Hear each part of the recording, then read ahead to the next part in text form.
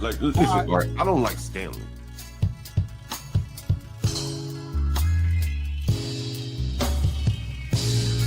I think the only person I have been was Stanley. And Nate, Stanley doesn't state the obvious, like what the up. He's used talking points. Yes, he does. Yes, he does. The nature of American culture, it's a white people problem. Okay. I literally said they need to understand. You really gotta let these people bother you like that. If they want to beef with you, it's called Stanley versus the world.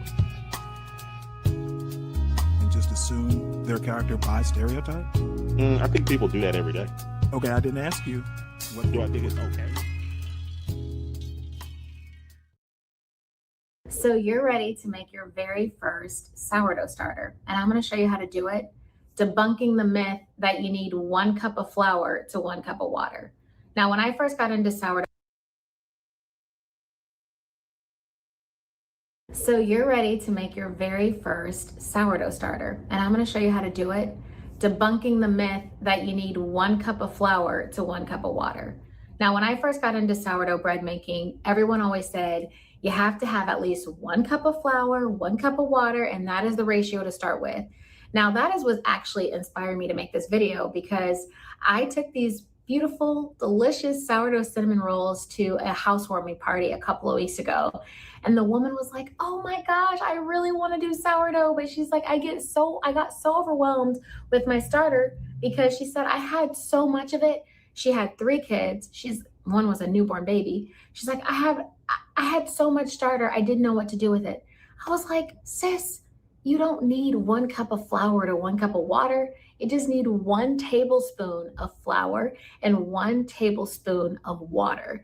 And that is what inspired me to make this video, because you should be able to make your world of sourdough. Why is this not you can make right? sourdough bagels.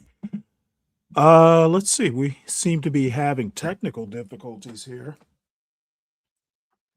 So in the meantime, while I try and fix this, welcome everybody to Stanley versus the World. If you are here, please make sure you hit the like button. If you are new to the channel, please make sure that you hit the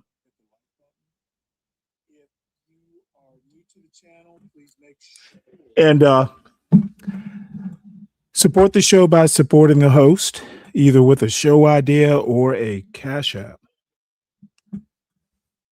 Support the show by okay, so I know my volume is working. Why is this not working? What is going on here? You know what? Let's try a new tab. I've never seen a tab get corrupted, though. Let's see.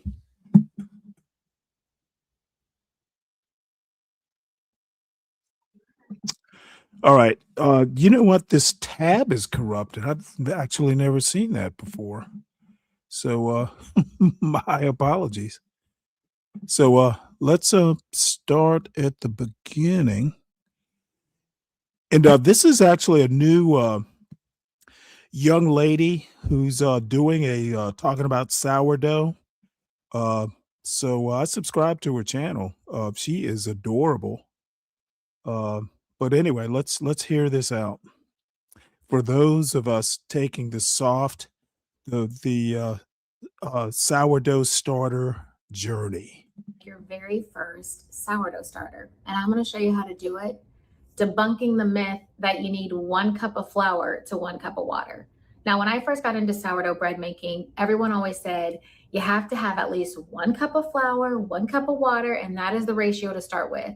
Now, that is what actually inspired me to make this video, because I took these beautiful, delicious sourdough cinnamon rolls to a housewarming party a couple of weeks ago.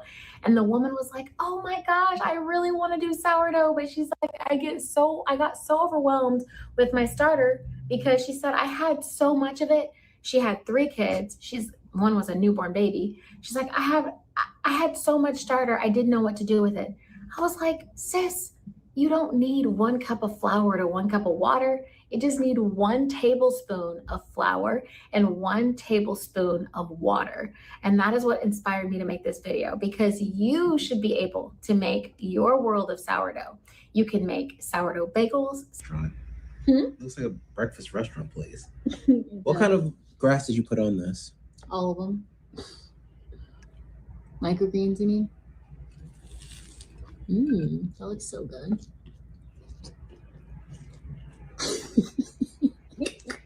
Oh, you thumbs up.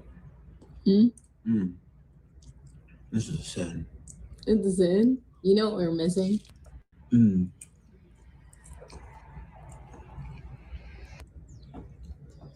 so happy. Okay. Sourdough English muffins, sourdough Pop-Tarts. Preserves. No, I didn't. Yeah, you put diabetes stuff in here. Stop it. This is so freaking good. This crust. I don't know what kind of cocaine you put in it. The crust is so good. Keep putting cocaine in it every day, please. Crust is good, baby. It's crack. I'm gonna perfect it even more. I need the song. I need the song. Jesus is real. These are amazing. Strawberry Pop-Tarts. I need a little bit better execution in terms of like design, but flavor is. Sierra, this is. You can't say anything about this flavor. My neighbor was just like, it's the best thing I ever had. She's like, those are so good.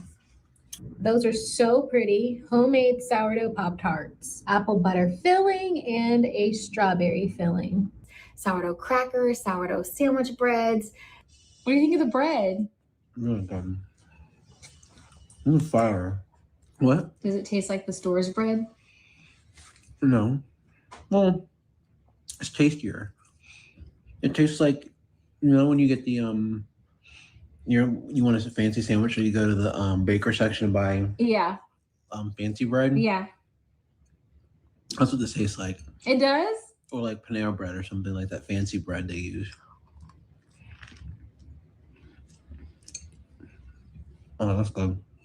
Sourdough cinnamon rolls. Oh my God, I can't believe you made this. Yeah. My friend made this. It's from scratch. Straight up cinnamon rolls from scratch. I have made all the sourdough things, and I wanted to show you that in just 10 days, you can have a successful sourdough starter for you and your family. And that is one thing that I love about sourdough.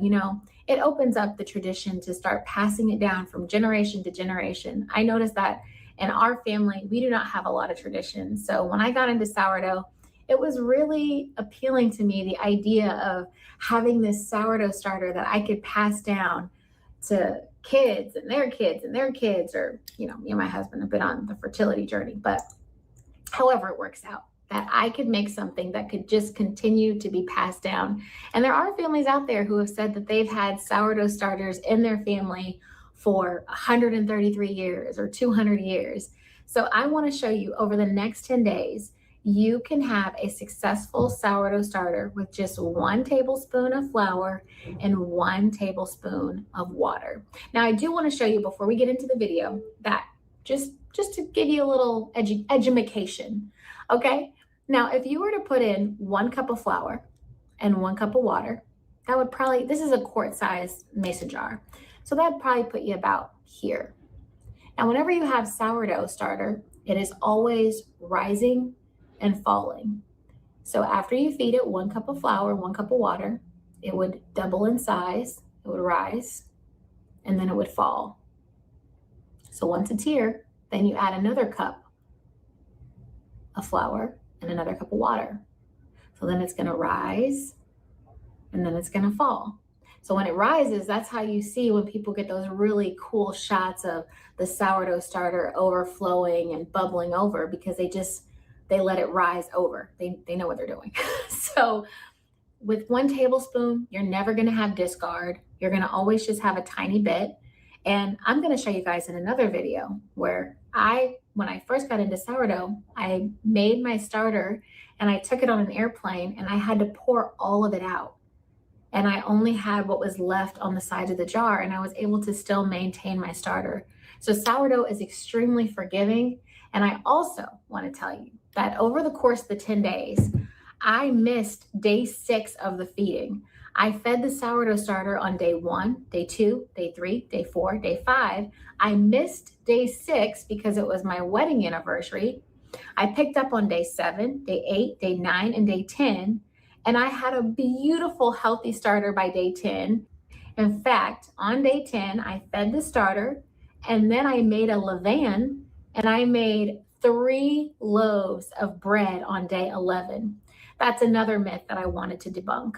The woman at the party told me that everyone always told her, and that's what I was told too, is that when you first make a sourdough starter, you have to wait for at least a month to a month and a half before you can make bread. That's a lie, girl. That's a lie. I made 3 loaves of bread on day 11. It took me all day. I was so tired. I had a flight to catch the next morning on day 12, and I stayed up till midnight making all the loaves of bread. So I'm going to show you over the next 10 days, you are going to be able to make a sourdough starter. So easy. You're not going to have any discard. You're not going to have to throw any out. You're just going to keep adding, and you're going to have the perfect amount of starter, and you're going to be able to maintain it. So I'm really excited to show you sourdough starter in 10 days. Oh, and the last thing I wanted to add was that I did my best to feed the starter every single day at the same time, but life happens, and I'm not a slave to my starter, nor should you be. So I'm going to show you over the next 10 days that you can have a healthy starter. And right after this 10 days, you can make your very first sourdough loaf of bread, and it's going to taste so good. All right, let me show you. All right, so the first thing you need is a clean mason jar. Please run it through the dishwasher or wash it in super hot soapy water, because if there is any bacteria in your jar at all that's invisible, it can breed mold in your starter. So make sure that jar is nice and clean. So I am using whole wheat flour, which is really great for gluten development when you're making your sourdough bread. So I just used 1 tablespoon of whole wheat flour and 1 tablespoon of water. And you just want to make a nice thick paste, and then we're just going to cover it up with a paper towel, and then I rubber band it. Day 1, night 1, and just let it sit. And as you can see here on night 1, it already has a nice little bubble. I was like, oh my goodness, look at that little bubble. I didn't remember seeing that when I made my sourdough starter the very first time that I did it. All right, so day 2, we've got that paste. It's really hard to see the rise and the fall when we're using such a small amount, but don't worry, it works. It's great. So again, we're doing 1 tablespoon of flour and 1 tablespoon of water. I was just about an hour off because the first day I did 10:30, and then today I'm doing 9:41 a.m. And as you guys will see as you watch the video, my times were not consistent. Maybe you can be consistent with your times, but I found that it never really mattered when I went to go make that first loaf of bread. So you're just gonna mix it up, make it into a nice paste, and cover it up with a paper towel. Day 2, night 2. Again, do not put a tight lid. Let me interrupt this right quick to talk to King Pix about this. Look, I literally, I may stop going on other shows altogether. Look, um, I I hate to brag, but I was frustrated with her last night.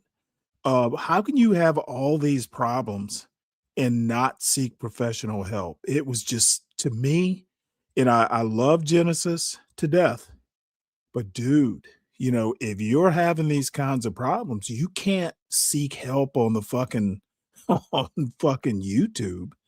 You've got to take care of yourself. And the other thing is, I pick up really quick.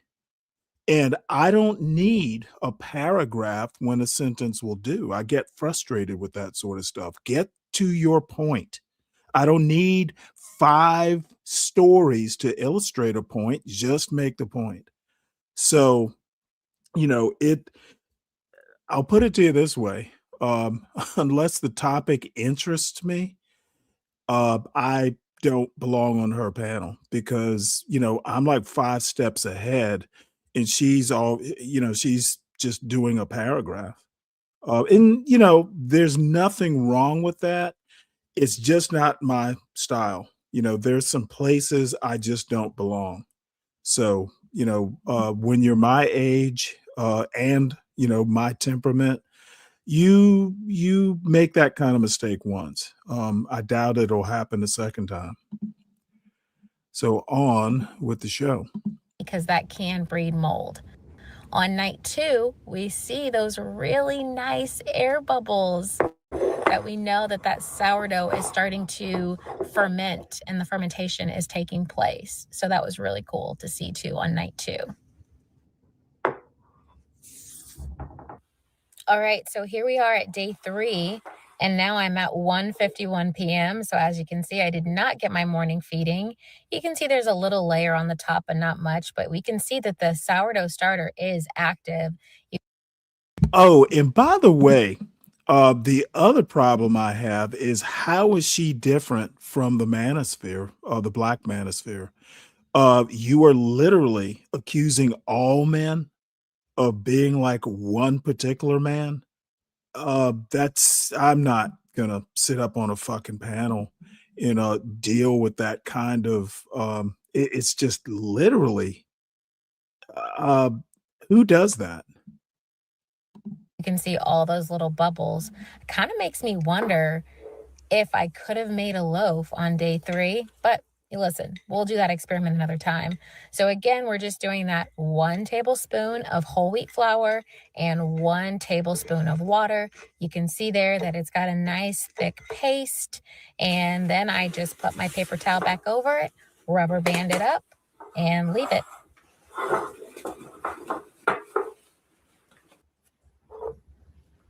Yeah, we might want to skip over Day 4. a few of these days. Let's see here. Day 4 was almost 8. We're at 4:40 p.m. and clearly there is no rhythm to what time I am feeding my sourdough starter every day. I'm kind of all over the place, but again, that just shows you your starter will be fine.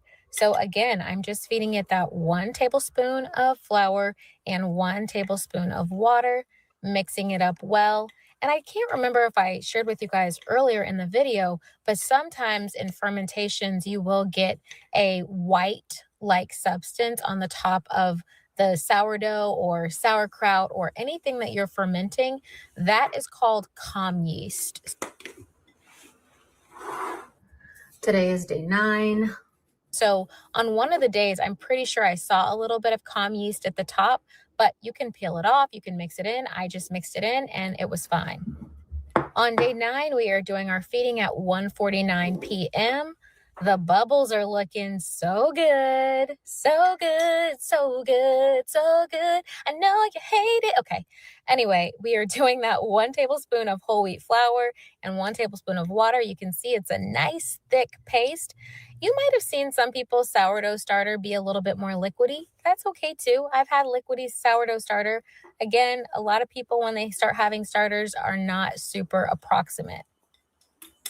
So this afternoon, I'm just putting on a rubber band so that you can see the growth. At night, you can see that it has started to rise. You could probably do this earlier on in the process, but we're using so little flour, it's kind of hard to see the growth. But you can see it's starting to grow, baby, grow. Day 10. Today is day 10. All right, so we have arrived at day 10 at 2:43 p.m., which this is actually the perfect time to feed your starter because this means that it's going to be active and bubbly by 8 p.m. or 9 p.m., especially if it's a summer month. In the winter, it may take a little longer.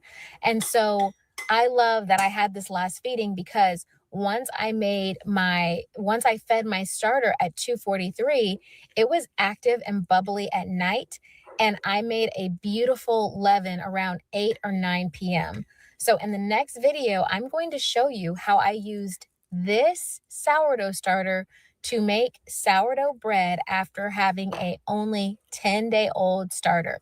So just in general too, if you're making sourdough bread, this is a really good time of day to feed your starter so that you can make your levain late at night and then wake up and make your bread. 11 on night 10. It has risen. So day 10, night 10, we have a beautiful active starter that has risen, and now we are going to make our leaven. All right, friend, so you now have a brand new sourdough starter if you have completed this 10 days, and now you are ready to make your very first loaf of bread. I mean, isn't that what we all make starter for anyway, is bread? I mean, all the other things are really cool, like the pie crust and the Pop-Tarts, but making your own loaf of bread is probably the most satisfying thing you can do. So you now have a successful starter, and I want to show you in the next video that is in the description box how to make your very first loaf of bread with your brand new starter. And hey, don't forget, if you're somebody out there that has children, if I had children, I would be like, look, you're in charge of the starter now. It's your job to feed it and make sure it's taken care of and making sure it's healthy. So you can give your kids responsibilities in the kitchen too, not just with pets and chores. You gotta give them some kitchen responsibility. I would have loved if my mom knew about sourdough starter when I was a kid. But anyway, let's go make your very first loaf of bread, and thanks for hanging out with me for the last 10 days. All right. Well, actually, I watched her. I watched her next video, which we may watch it tomorrow, we may not, but she's really only the second, and I've watched a lot of sourdough videos, and I think I've mentioned the story behind me getting into sourdough. My father just, he's decided he likes the taste, and since I make bread, he asked me, hey, can you start making some? And I had no idea. Well, let me put it to you this way.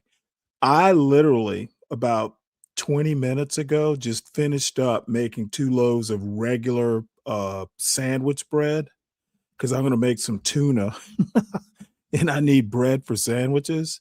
But I also did it just to make sure I can still fucking make bread. Dude, sourdough is a journey.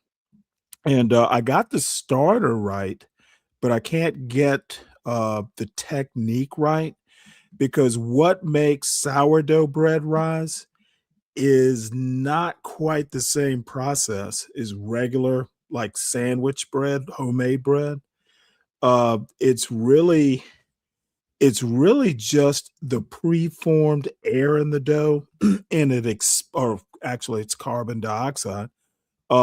And when you heat it, the gas expands, whereas you get the rise before you actually put regular bread in the oven. It's just different and just more technical, and I'll get it eventually, but I had to have a little confidence builder, like, can I still fucking make bread? So and it's not like I have a lot of things going on, so it's a process. But I will also tell you, you do that starter, making the starter overnight, it's a timing issue. You actually have to have the time to do it. I can slap together something like hot dog buns or hamburger buns. I could probably have the whole process, including a double rise, done in like 2 or 3 hours, probably more like 3 hours.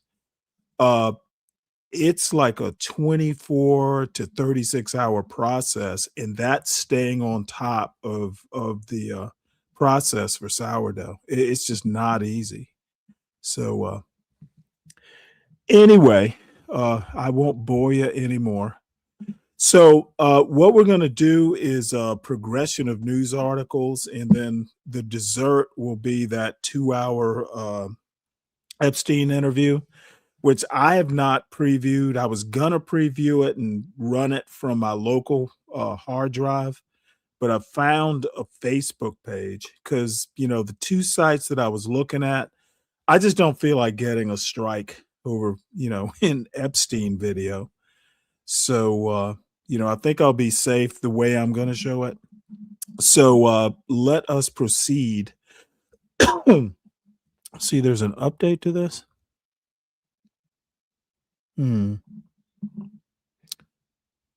Yeah, I guess I'll look at this.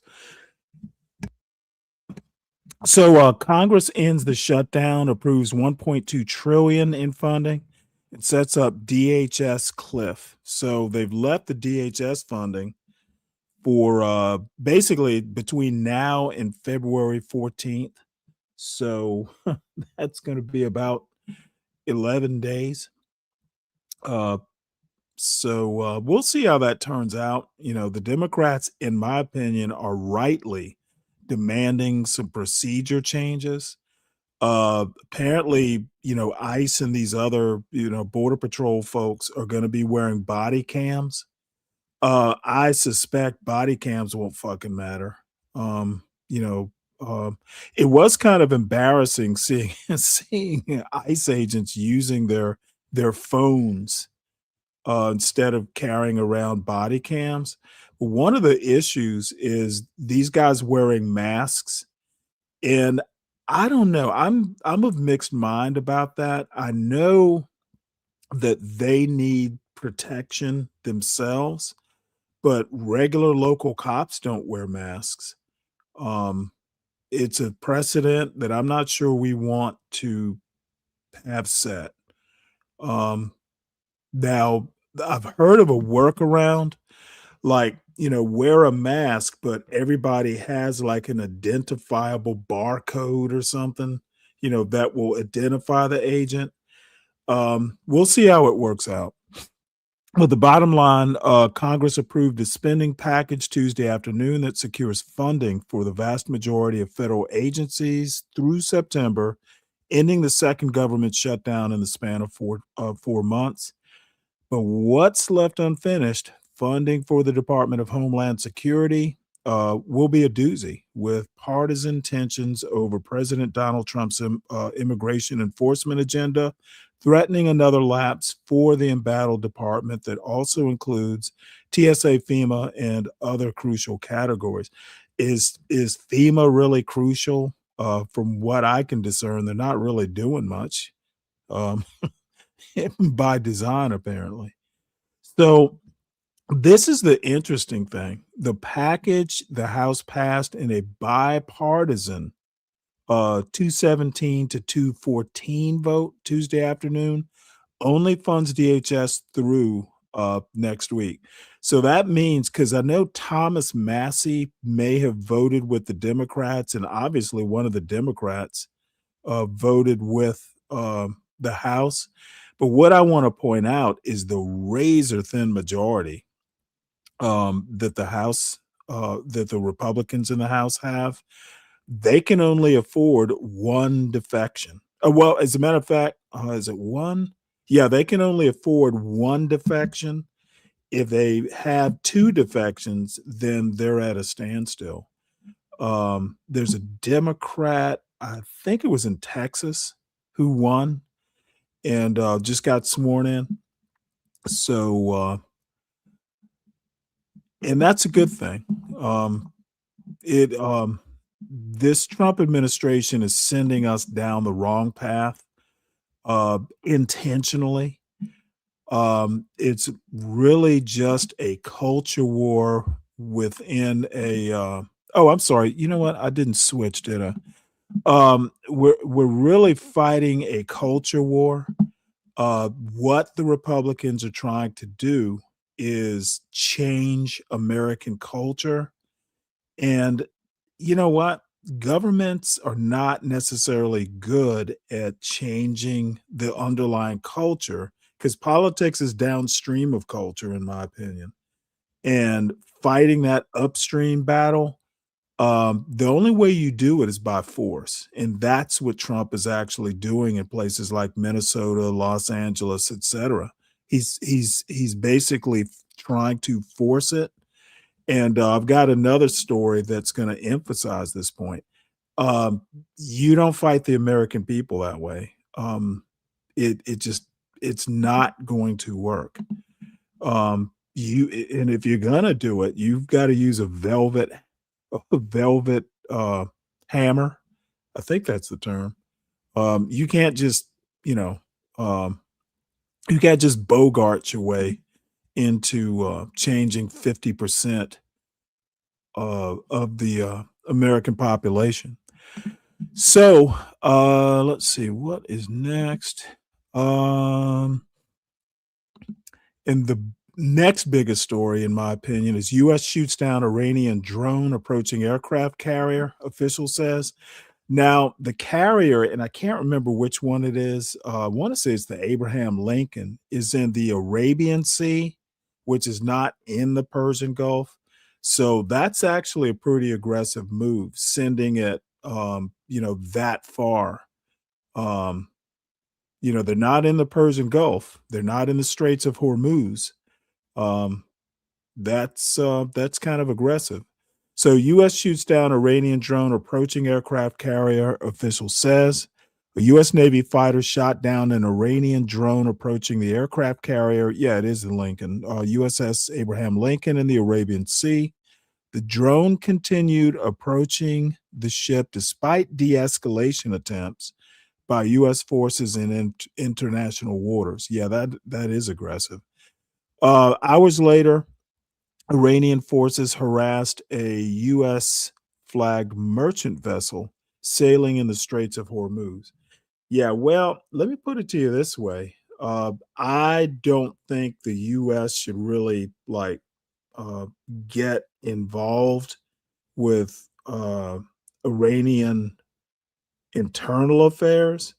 But if they're going to be, uh, attacking U.S. ships in international waters, they're dancing with the devil here. Shit, I would do it. And, I'm kind of neutral on Iran. I think they ought to figure it out, whatever their internal issues on their own. But, dude, your asses have been bombed. What are you doing? So this is the story I'm talking about. Trump is like Iran. He's really just being provocative here. Trump says Republicans should take over and nationalize voting in at least 15 places. Okay, yep. Well, sounds like he wants to be number one anti-constitutional. And by the way, this was something, and I'm going to talk about it tomorrow. But this is actually something that was floated, I think, during Reconstruction, and we'll talk about it more tomorrow, but not particularly in this matter. There was a war and then there was a reconstruction. What we're going through now is nothing even similar. So Trump is, I hope he's being provocative, because that's like nakedly unconstitutional. So President Donald Trump suggested that Republicans should nationalize voting and take over elections in at least 15 places. Let me put it to you this way. Why just 15? Why not all 50? Trump claimed, and by the way, it's more than 50 if you count the territories. Trump claimed immigrants were brought in to alter election results, and widespread fraud occurred in states like Georgia. If you honestly think Georgia is used to be a Republican state, it's a little bit more purple now. You honestly think that Georgia, the last Democratic governor I can think, and maybe there's been one since, was Jimmy Carter, maybe George Busby. I can't remember because I was young and didn't keep up with politics, but the last one a Democratic governor that I can even remember would have been either Jimmy Carter or George Busby. And he's just basically making shit up. And a president who lies like this, I don't know how his base, you know, um, I've made pithy comments. Basically, the problem isn't Trump; it's the people who voted for Trump that are the real problem. So Trump's comment sparked criticism from Democrats, with Senate Minority Leader Chuck Schumer describing the proposal as outlandishly illegal. Well, why illegal? Why not unconstitutional? Which it is. So let's see, what else do we have here? Appeals court dismisses DOJ misconduct complaint against federal judge. That's the one against James Boasberg, faced misconduct allegations over comments about Trump administration triggering constitutional crisis. Yeah, how would he be lying about that? So this is something that Mike Johnson said, which I also found hilarious. If you don't do unconstitutional things, there won't be a constitutional crisis. But let's hear what this fool has to say. Republicans in the Senate have been increasing pressure on you to bring articles of impeachment against two judges, one in D.C., one in Maryland. What is your response to that? I'm for it. I mean, I think Judge Boasberg is one who's been mentioned, and these are some egregious abuses. I mean, as you know, my background's constitutional law. I used to lead the Constitution Subcommittee in the House Judiciary Committee. Impeachment, as we have discussed altogether many, many times, is an extreme measure, but extreme times call for extreme measures. And I think some of these judges have gotten so far. Now, see, there is the fallacy. What fucking extreme times are they talking about? There's no war. There's no civil war. What extreme times are these people trying to make up? Okay, all these emergency powers that are being made up that Trump is invoking, they're not emergencies. And that's what needs to cease in Congress. And that's why Democrats need to take at least one of the houses of Congress, because there's not a goddamn emergency going on at all in this country. There's zero. The border, I actually agree that the border, it wasn't an invasion, but it was a big problem. But that's the only thing I agree with. And that problem is solved. Emergency over.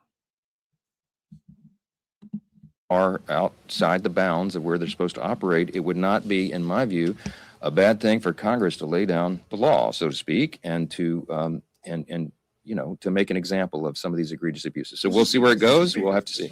Yeah. All right. Well, again, a made-up emergency that actually doesn't exist. All we have is a bunch of reactionary MAGA folks who think, that free speech, or a soccer mom, or a guy who poses no threat whatsoever, it's an emergency. They're impeding me beating up a woman. That's an emergency.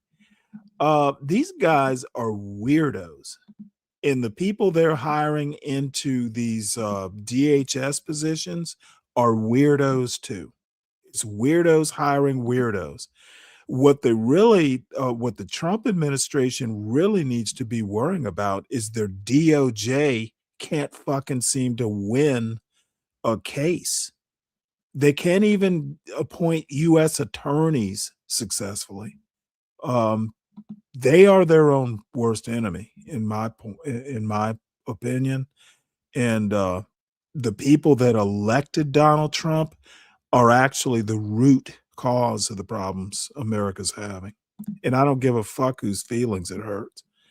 It is evident right now. And that's just my experience on YouTube. Some of these weirdos who are pro-Trump, the MAGA blacks, they are weirdos. reactionary weirdos at that. All right, so this is actually kind of disturbing. So they couldn't break me. A protester, the White House, a protester, the White House, and a doctored photo. This was actually kind of amazing. Um, this is why this White House is just fucking out of control. So this is the attorney that was arrested in that Don Lemon Church incident.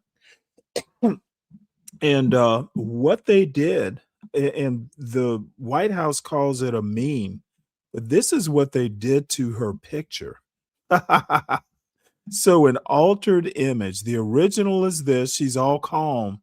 And then they altered it to her crying and just being all dramatic. Now, this is Willie Horton with AI applied. And anyone who wants to tell me that the Trump administration is not at root a racist regime is full of shit. Okay, now you can make the argument that it wouldn't have mattered whether she was black or white, but why would they do that with this woman? And she happens to be an attorney, by the way. Now, the other thing I want to point out is that, you know, the racist trope is a problem in and of itself. But I made a comment about the Trump DOJ. They are literally incompetent. And I should have highlighted this. Let's see here.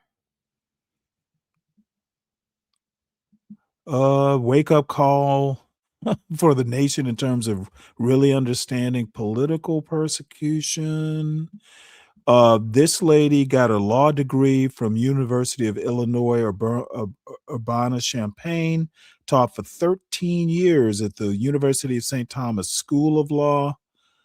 She was a full and tenured law professor. She was born in Jackson, Mississippi. That's interesting. She knew she wanted to be a lawyer after witnessing injustices faced by the Black community, including the beating of Rodney King. She's been president of the Minneapolis chapter of the NAACP. Boy, did they make a mistake. Boy, did the Trump administration make a mistake. Let's see. She's been arrested before for leading demonstrations, including in 2015 when she and others were accused of shutting down an interstate after the killing of who? Jamar Clark. But there's a comment in here. Oh,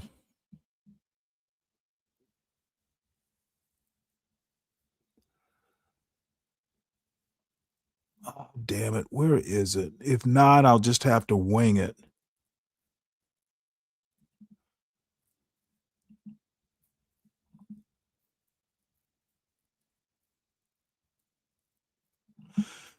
Yeah, well,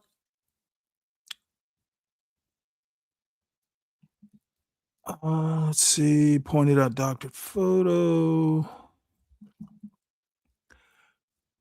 Yeah, here it is. Here's the paragraph I want to highlight. Now, I talked about the Trump Justice Department basically being inept. Like they can't even figure out how to appoint a U.S. attorney without getting smacked down by judges. So this is a prime case of the Trump DOJ and the Trump administration, by extension, shooting themselves in the foot, like they did with Don Lemon, by the way. So legal experts said that the fake image could hurt the Justice Department's case against Ms. Levy Armstrong. Her lawyers could use it to accuse the Trump administration of making what are known as improper extrajudicial statements. They're shooting themselves in the foot with all this over the top racist shit.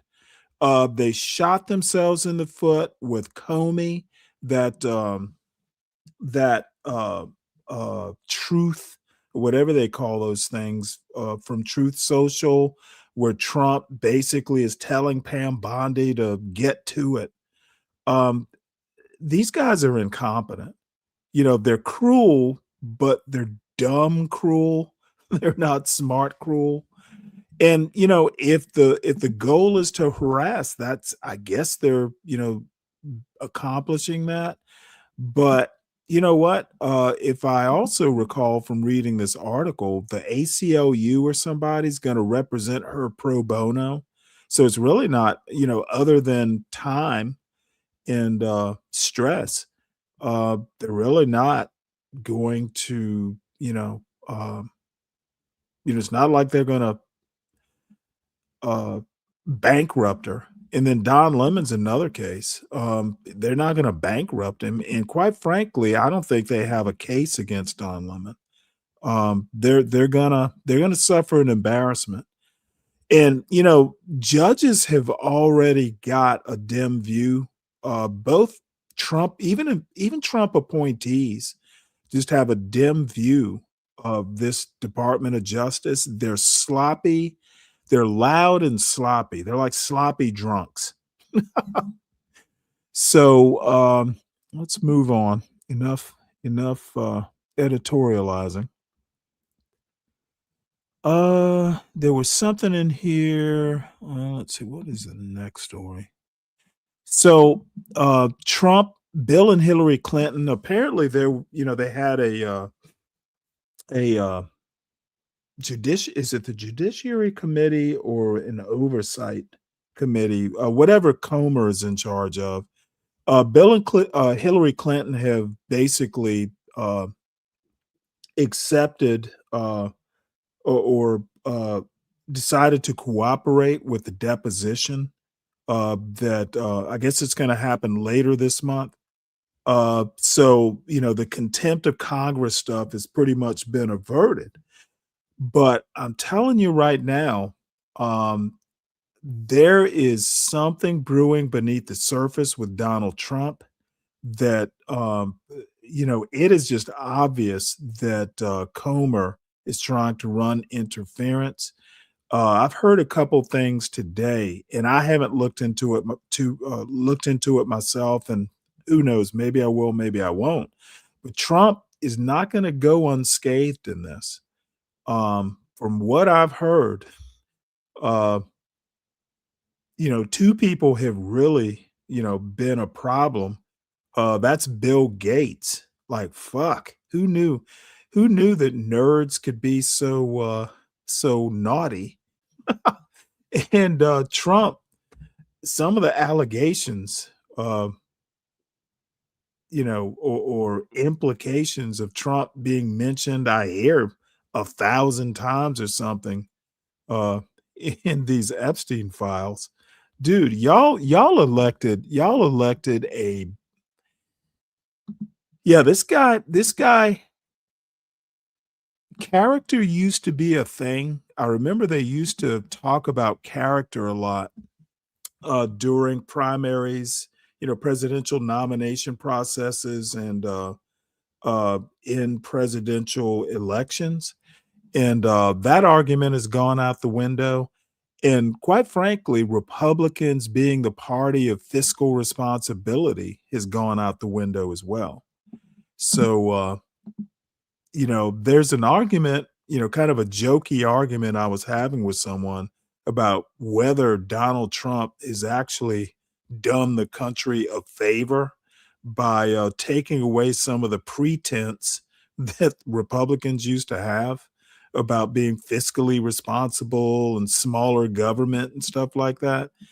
Now, if you're actually going to shrink the government by firing 300,000 people, yeah, that it's a sham. You're going to fire 300,000 people so you can renovate the Kennedy Center or the Trump Kennedy Center and build a fucking ballroom on the house. Dude, it's offsetting penalties. So let's see. Here's the other egregious thing.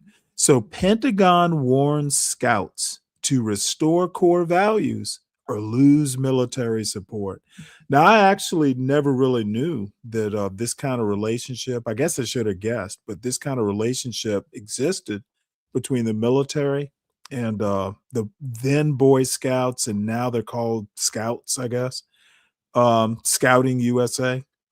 But again, what the Trump administration is doing is forcing uh, the past to be brought forward into the future. And so they're saying, if you don't go back to being the Boy Scouts, we're going to yank, any sort of support, any sort of military support. Like you could go on military bases and, I don't know, do camping or whatever it is Boy Scouts do.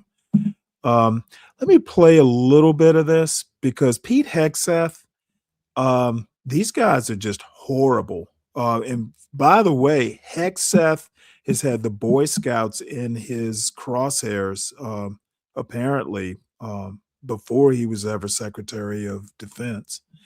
And I'm sorry, Secretary of War.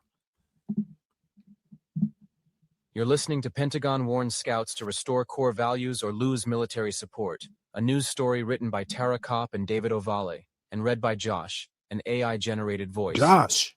The Pentagon issued a warning late Monday to Scouting America, formerly known as the Boy Scouts, saying the organization risks losing its long-standing partnership with the U.S. military unless it rapidly implements core value reforms. The public warning, delivered on social media by Pentagon spokesman Sean Parnell, comes just months before thousands of scouts are expected in West Virginia for National Jamboree, a once every 4 years camping summit that relies on hundreds of National Guard and active duty service members for medical, security, and logistical support.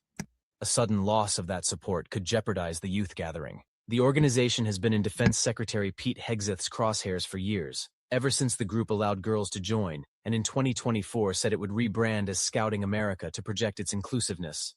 Hegseth is an avowed critic of diversity, equity, and inclusion initiatives, and has worked aggressively during his tenure atop the Pentagon to purge what he calls woke programs and people from the institution. The Pentagon in recent days had begun finalizing plans to end all support for the Scouts, seeking input from the National Guard and the military's active duty components on the potential impact of such a move, said multiple people familiar with a draft memo detailing the plans. If Scouting America does not comply with Hegseth's demands, which have not been made public, the group could also lose its access to military facilities, which would have a disproportionate impact on military children who participate in scouting troops at U.S. bases overseas, people familiar with the matter said. Like some others interviewed for this report, they spoke on the condition of anonymity to discuss the Pentagon's deliberations. In his post to social media, Parnell said that after a review of the organization, the Pentagon is near a final agreement whereby it would continue supporting the organization because Scouting America has firmly committed to a return to core principles. Back to God and country, immediately, Parnell wrote, assailing what he called Scouting America's unacceptable decisions in recent years that run counter to the values of this administration, including an embrace of DEI and other social justice, gender-fluid ideological stances. It was not immediately clear what changes the Scouts might agree to, including whether the organization would return to being for boys only. Neither the Pentagon nor Scouting America addressed questions seeking details on the scope of what it would require of the group. For nearly 116 years, Scouting has stood as a cornerstone of American ideals, good citizenship, service, and adventure for American youth. We are encouraged by tonight's social media post by the Pentagon, and we look forward to providing more details as we move ahead, Scouting America said in a statement to the Washington Post late Monday. Pentagon Press Secretary Kingsley Wilson said the Pentagon would have more to announce soon. Left uncertain is the fate of this year's Jamboree, a massive 10-day summit scheduled for July, and expected to draw more than 15,000 scouts from throughout the country to West Virginia. In the past, upward of 500 National Guard personnel, military reservists, and active duty service members have provided a range of equipment and logistical support for the event. All now in doubt if the organization does not meet the Pentagon's demands. They are on the clock, Parnell wrote on social media, and we are watching. Scout troops spend years planning and raising money, through popcorn sales and other fundraisers, to travel to the Summit Bechtel Reserve for Jamboree. A spokesperson for Scouting America did not answer questions about what would happen to the summit if military support is pulled, saying in a statement that the West Virginia National Guard, which leads the Defense Department's involvement in Jamboree, has indicated that they are fully prepared to support the event. In a statement, the West Virginia National Guard said that no official communication has been disseminated to us that would contradict or cease ongoing preparations, and that for now, military officials are planning to support Jamboree. Since becoming Defense Secretary a year ago, Hegseth has moved aggressively to purge the military of DEI programs and to fire senior leaders whom he accused of being overly focused on them. He pushed out transgender service members too, referring to them as dudes in dresses, and directed the military's service academies to get rid of books, student organizations, and courses that in his estimation were woke. Threats to sever the Defense Department's ties with the Scouts appear to be the latest evolution in this broader, highly politicized campaign. NBC News and NPR have previously reported that the Pentagon was considering cutting ties with the Scouts.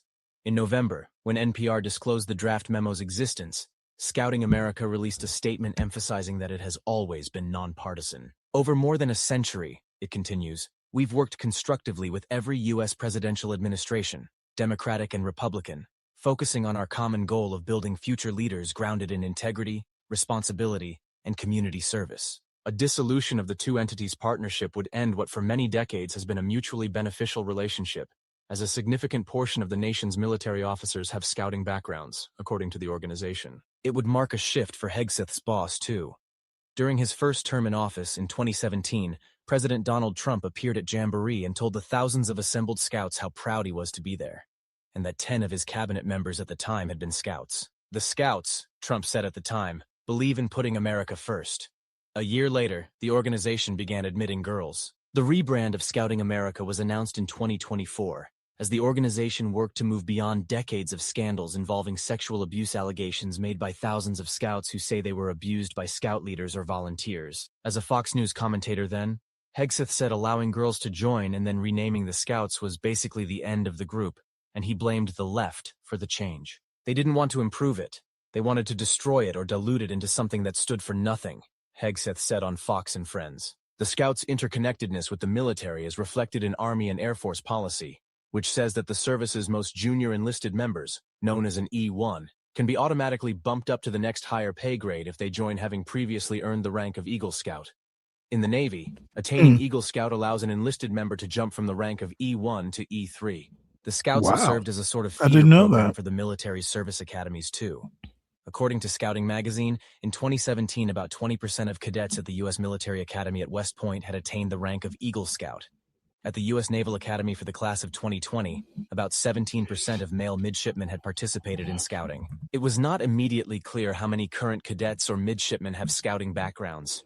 Spokespeople for the academies referred questions to the Pentagon. The relationship between scouting and the Pentagon is codified in law, too. Title 10. Section 2554 of the U.S. Code authorizes the Defense Secretary to provide all the support the Scouts might need at Jamboree, such as cots, flags, and refrigerators, to the extent that it will not interfere with the requirements of military operations. It also states that the Pentagon must seek a waiver from Congress if the military intends to cut its support, and explain why giving that assistance would be detrimental to the national security of the United States. Spokespeople for the House and Senate Armed Services Committees did not immediately respond to requests for comment. Mariana Alfaro contributed to this report. The holidays may be over. Okay, well, one of the reasons in this, I'm just going off the top of my head, and as I get older, my memory is faulty. But if I recall, the Girl Scouts were having like financial problems. I think that was one of the reasons that Scouting USA came into being. And just a historical note, the Girl Scout founder, Juliette Gordon Lowe, either she was born in Savannah or she actually started the Girl Scouts in Savannah, Georgia. I can't remember the exact history. So, there's some intersection. There's a Juliette Gordon Lowe house. I think it's right across from the DeSoto Hilton in Savannah. So I had to bring that in. What's up, SKC?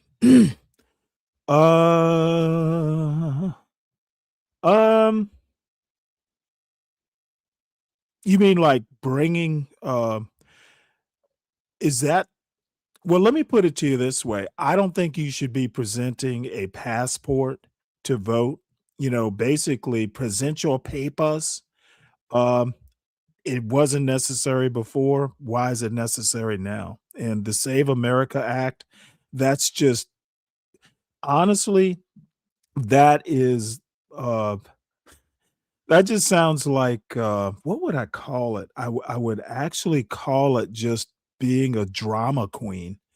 Donald Trump is a drama queen. This Congress, Johnson is a drama queen, and everything's a fucking emergency. And I don't think, uh, I don't think that.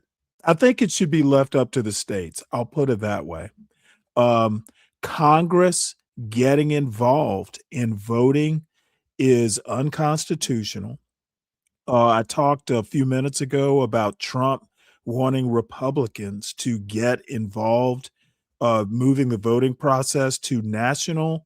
There was talk of that. It was either probably during Reconstruction or something like that. Change the Constitution if you want it. Forcing it, it'll probably get shot down in the courts. Okay, you can't tell the states how to run their voting processes. The Constitution's not going to allow that. So we go. And speaking of voting, Fulton County plans lawsuit over FBI raid. Brad Raffensperger comments. Now, Brad Raffensperger was the Secretary of State in charge of basically, he was kind of a hands-on person. Actually, he wasn't Secretary of State. He was like under the Secretary of State in charge of the voting processes. And he was on that call where Trump was trying to, find 11,000, almost 12,000 votes. So Georgia's going to sue. We'll see how it goes, but let's listen to this. Fulton County, and there's an update for you this morning regarding that FBI raid at the elections office, taking hundreds of boxes, filling up truckloads, and taking them to the FBI's headquarters in Quantico, Virginia. Well, this morning, Fulton County has announced plans to file a federal lawsuit challenging the legality of that warrant and that seizure. This is some video of that seizure as it was going down last week. You see those trucks leaving with those boxes full of physical ballots. We're talking absentee, provisional, election day, emergency, damaged, destroyed, duplicated, you name it. Well, this morning, Commissioner Marvin Arrington Jr. here in Fulton County announced that lawsuit and called the search warrant not proper. County leaders say they want forensic accounting and documents to remain here in Georgia under seal. And they want the protection of voter information. Mr. Arrington Jr. broke the news here on 11 Alive Plus this morning. Here's a clip. Here's what happens. We'll be filing today a 41G motion, basically asking the court for a forensic copy of any and all records that were taken, asking that the records be returned to the state of Georgia. And so, we have to do something to protect our citizens, to protect the voter information and the voter rolls. A judge was going to give them, had already indicated that he would allow them to get a copy of these records, but they would have had to pay approximately $450,000 to obtain the records. So in lieu of waiting for that order from the judge, they basically did an end around and by filing this criminal action. And it's just very concerning because the statutes that are listed in the search warrant are misdemeanor statutes whose statute of limitations has expired. And so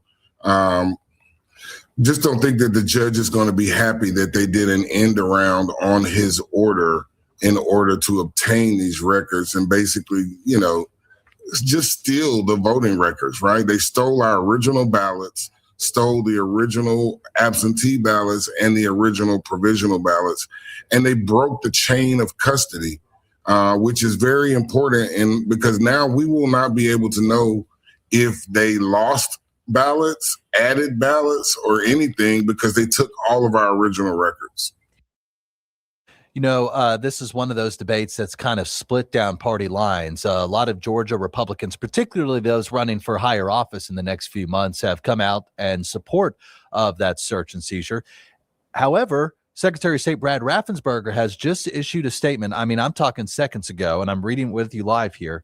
He says that voters deserve better than a rerun of the same election arguments every election cycle. And the Secretary of State is now calling on elected officials to help move the debate forward. Secretary of State Brad Raffensperger now renewing his call on Congress to act on meaningful federal election reform, he says, by adopting the proven common sense practices already in place in Georgia. Now, scrolling through this statement, it doesn't appear that he addresses this FBI raid head on, though this is, I believe, the first time we have heard from the Secretary of State after the FBI raid. We've been asking him for a comment, and we get the statement this morning.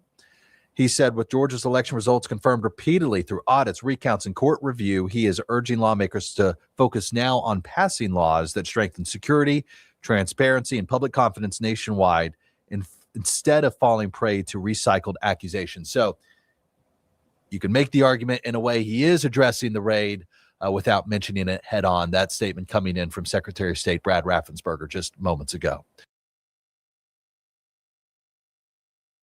All right. Well, you know what?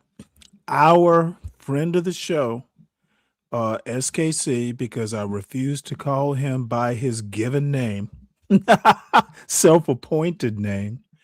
Let's have a look at this. So let's see. Article 1, Section 4, Clause 1 of the United States grants state legislatures the authority to establish the times, places, and manner of holding elections for U.S. representatives and senators. Now, let's see what else we got here. Along with requirements for electors in the most numerous branch of the state legislature, Article 1, Section 2, Clause 1 in the 17th Amendment. Let me put it to you this way. Representatives, it's really just it's a two-tier voting system.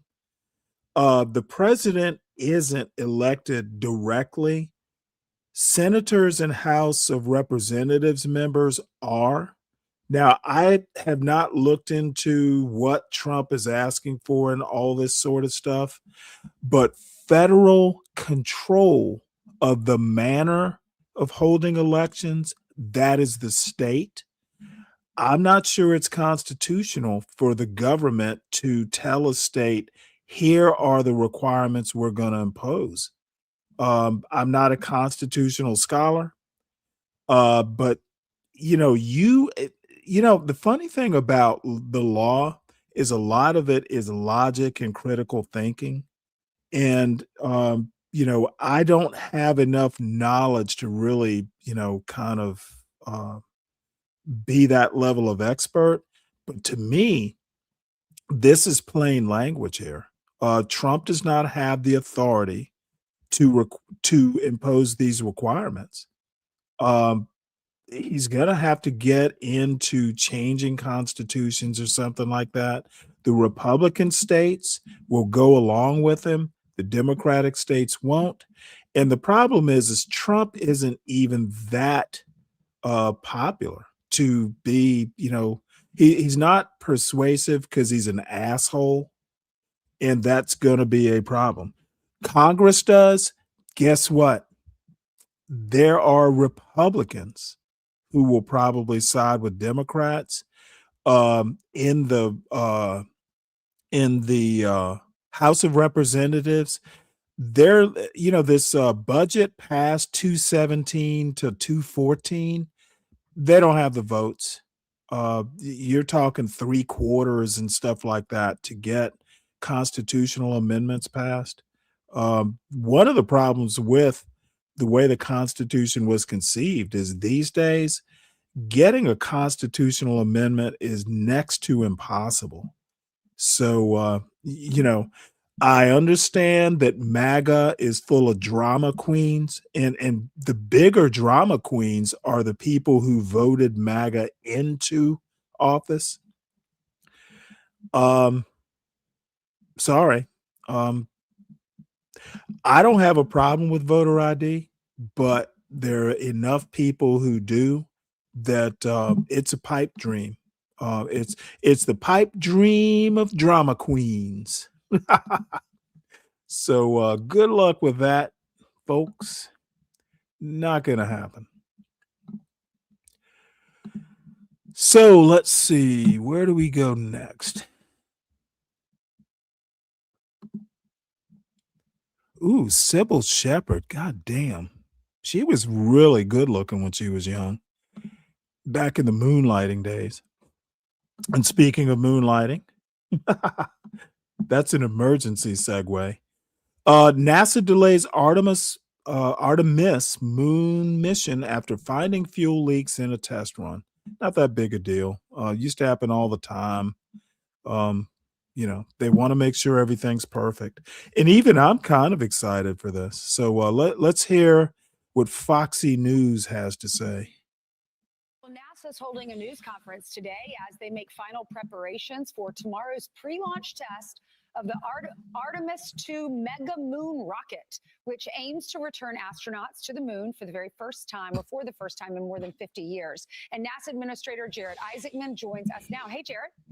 Hi, good morning. Hi, good morning. So today's press conference, tomorrow is the test launch. What are you testing for?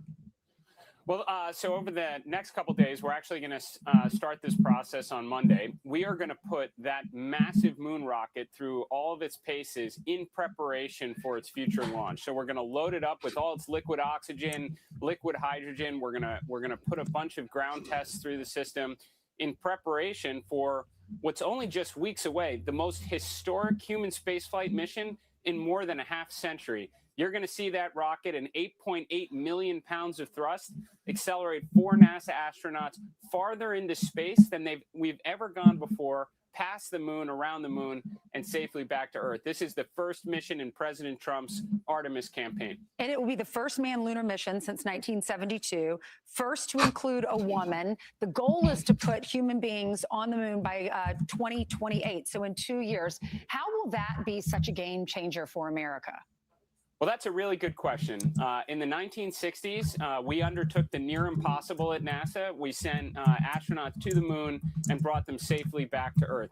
President Trump said, we need to go back, but we're going to do it different this time. We're going back to stay. So the president's national space policy established the goal of putting American astronauts on the moon and constructing a lunar base so we can realize the scientific and economic potential. This ensures our missions do not end like Apollo 17 did, that we are able to undertake repeatable, affordable missions to and from the moon, fulfilling a promise that goes back more than 35 years. The taxpayers put over $100 billion into this because the ultimate high ground of space is very important. That's why President Trump established the Space Force. Again, we're in a very big race here, returning to the moon and then making that next giant leap to Mars and beyond. Right. I know China has been testing a lunar lander. We have some facts about China's space program we can put up for the audience. How do we win the space race against China?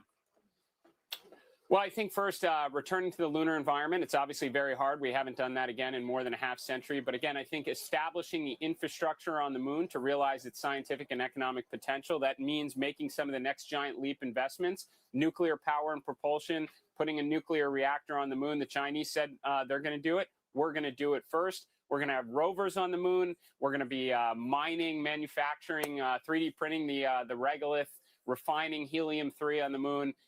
Unlock the full economic potential and scientific potential on the moon, and then we're going to set our sights on Mars and beyond. Yeah, a lot of mining resources there. So what's next after the moon? Sorry to get ahead because I know the moon two more years from now. Will NASA send astronauts to Mars eventually or in our lifetime? We absolutely will. And again, President Trump did account for this in his national space policy. So he said, make the investments in the next giant leap capabilities. That's nuclear power and propulsion. It won't be long before we are going to have the capability to send American astronauts to Mars. The trick is, the hard part is bringing them back. That's where nuclear power and propulsion comes in. So before the end of President Trump's term, we will launch our first nuclear power and propulsion rocket. That's going to essentially almost establish the transcontinental railroad to Mars. It's how you efficiently move lots of mass to Mars. So it's not necessarily always the fastest way to get there, but it gives you the tools to build out potentially a Martian outpost, certainly to mine and refine propellant on Mars, which is what you're going to need to bring your astronauts back home. Jared, you have a dream job for many of our viewers. Lots of people grew up watching Star Wars, right? Thank you so much, Jared. Great to see you. Great to see you. Wishing you all the best with this test. All right, we'll be right back.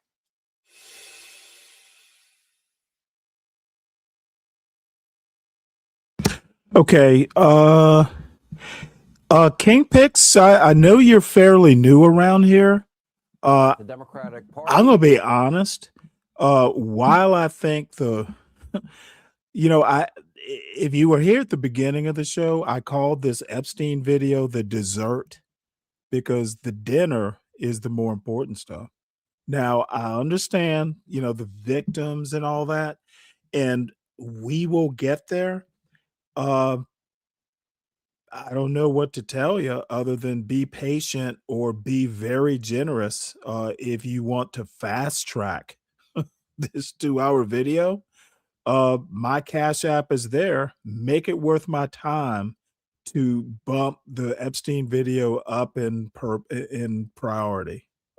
That's all I can tell you. We will get to it.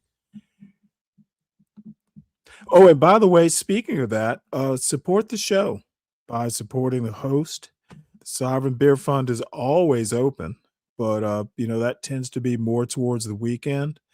But I do have other, things we pay for, StreamYard, which is overly expensive in my opinion. And but it does a lot of things, I have to admit. Does save me some time, especially with the clipping and stuff like that. But there are newspaper subscriptions, Substack subscriptions, all kinds of subscriptions. So be generous if you have demands, King Picks. And that goes for the other parts of the family too. You want something fast? Unfortunately, I will be like Trump. Yeah, everything on this show is up for ransom. Yeah, Dawn, let me put it to you this way though. It was down in the teens for 4 nights straight. Today it actually got up to 60, and then it's getting back down, I think, into maybe the mid-20s tonight. So, we had our little cold spell. Should be over by today. Because Florida's south of us. I can deal with 60. Shit, I made bread today, and even the bread, it was just, this humidity involved with the rise in temperature and stuff. I was impressed with the bread I made. It was regular bread. It wasn't sourdough. My sourdough journey continues, and so far it's sourdough 5, Stanley 0. Now, I don't like wasting food, so there are things to do with failed sourdough. I made focaccia, like sourdough focaccia, because my sourdough, I thought I was going to get the bright idea of turning the oven to warm and setting the dough during the bulk ferment on top of the stove, just keeping it warm. The problem is sourdough bread is fermented bread, and I fell asleep. So the damn thing sat on a warm stove for, I don't know, 12 hours or something like that. So I go to dump it out to do like the final stage where you put it in a Banneton and into the refrigerator for maybe 24 hours. Fucking thing was liquid. It was like pancake batter. So the only thing I could do with it was pour it into a glass. Well, it was a Corningware, like one of those Corningware things. and I poured it in like pancake batter and then put it into the oven and made focaccia out of it. And yeah, I'm gonna do it because my father wants me to do it. But Don, you weren't here, but I was saying earlier, I made regular old sandwich bread today just as a confidence booster. I wanted to make sure I could still make bread. It's like I've been failing for like 2 weeks. Are they in North Florida, Don? Because I know Richard's down around I want to say Orlando or maybe south of there. Maybe it's Fort Lauderdale. No, it's not. It's somewhere in Florida. And he said the other day it got up to 60. But I haven't really paid attention. Sometimes it'll get freezing in North Florida, and then they have to set out those smudge pots to keep the air around the orange groves, I guess, and lemon groves. Keep it heated so the fruit doesn't freeze. So I'm thinking it'll be pretty good today though. Baking is a mad science. Oh shoot, it was cold in Miami? Oh wow. Okay. I didn't realize it had gotten, yeah, but Florida cold is like 50 degrees or below or something, or 60 degrees and below. So they I was probably cold, but what is their version of cold? Did they say? All right. So I'm gonna play this video, and I'm leading to something here. Just one here, and it is not the Epstein Bannon tete-a-tete. It's coming. So this is I think my third favorite historian. Let's see. Did I do this wrong?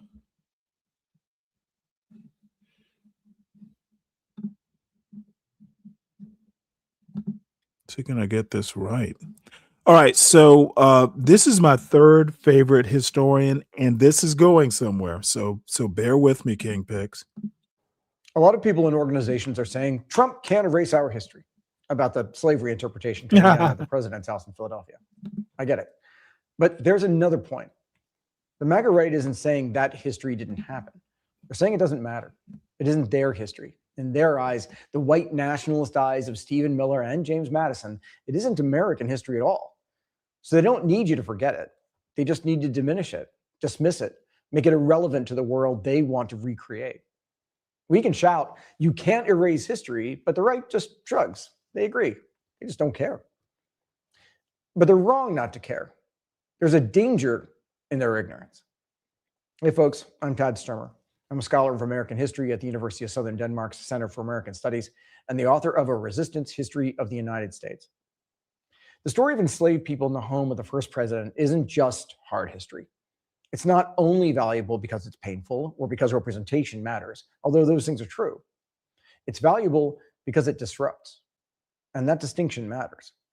We've been on this runaway train for more than a year now. Remember the executive order restoring truth and sanity to American history, the one that directs agencies to remove materials that inappropriately disparage Americans past their living? Now the Heritage Foundation is grading historic sites on their patriotic compliance in line with the principles of Project 2025. This is restoring a white nationalist history narrative, place by place, sign by sign, website by website, ready for the 250th celebration. So Marsha P. Johnson's National Park Service page now says she fought for gay and rights. That's what's left when you strip the word transgender out of a sentence and don't bother reading what remains. At Stonewall, a site that exists because people saw oppression in front of them and fought back, they edited out the people who did the swinging. At Little Bighorn, an exhibit was flagged for saying boarding schools violently erased indigenous identities. At Sand Creek and Amachi, a massacre site and an incarceration camp, they posted signs asking visitors to report anything negative about past or living Americans. At a massacre site, at an incarceration camp, asking you to flag unfairness to the people who did it. No, they can't erase that history. But what else is it doing? That's what I always try to think about with anything in public history. What's the function? What's the consequence? The driving a kind of history underground, which, given that the president's house was a designated National Underground Railroad Network to Freedom site, tells you everything about how little they understand what they're handling. Every one of those sites documents the same thing. Ona Judge was 21 years old in 1796. Martha Washington claimed to own her and wanted to give Ona to her granddaughter as a wedding gift, like a set of china. But Ona knew the granddaughter, and as awful as Martha was, knew the granddaughter was a nightmare. So one evening when the Washingtons were at dinner, Ona bailed. Philadelphia's free black community, particularly its churches, got her away and onto a ship. She made it to New York, to Boston, and then to New Hampshire. And at every point, because of the Fugitive Slave Act of 1793, signed by George Washington, every hand that helped her was a crime of defiance, of refusal, a collective action. Washington, in the best Trump move, told the Secretary of the Treasury to help him get his property back, reached through the Treasury Department to its officers to themselves break the law, kidnap her, and put on her ship back to Virginia. The President of the United States using federal officials for his personal ends. And he tried more than once. But it didn't work. Black and white, people joined together to help make her courage matter, putting themselves on the line between the white nationalists running the show and what was right, resisting. Ona won. She lived free in New Hampshire for the rest of her very long life. Hercules Posey was paying attention, another enslaved person in that deeply problematic household. He learned the lesson. You can say no to great men. And he walked away too. In the 1960s in New York, the NYPD had been raiding gay bars for years. Everyone took it. That was the deal. But June 1969, probably storming DeLavier, someone decided the deal was off. They fought the police that night, the next night, the night after that, people confronting, provoking, a community having had enough. The 1870s on the Northern Plains, the Lakota, Northern Cheyenne, and Arapaho watching the 7th Cavalry coming.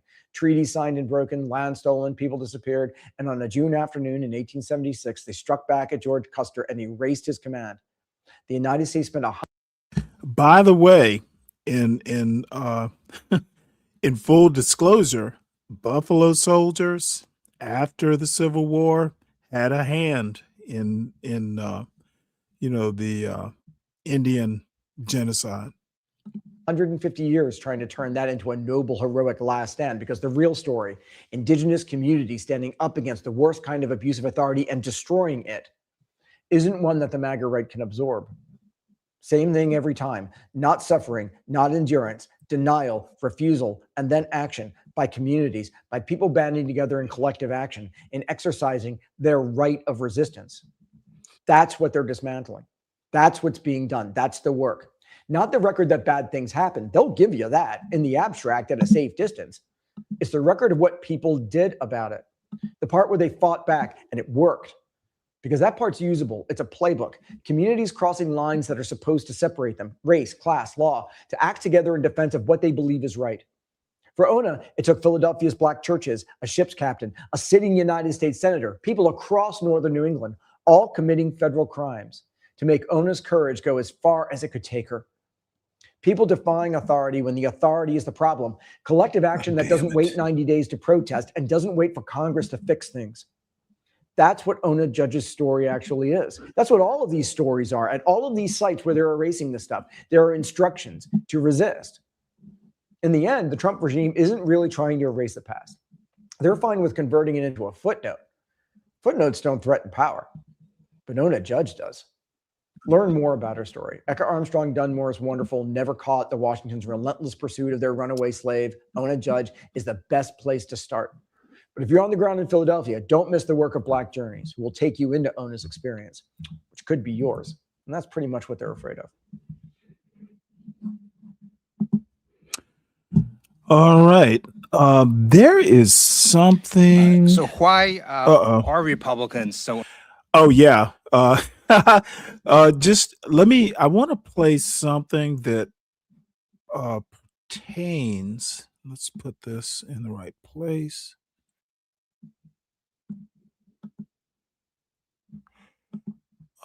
Sorry about that. That was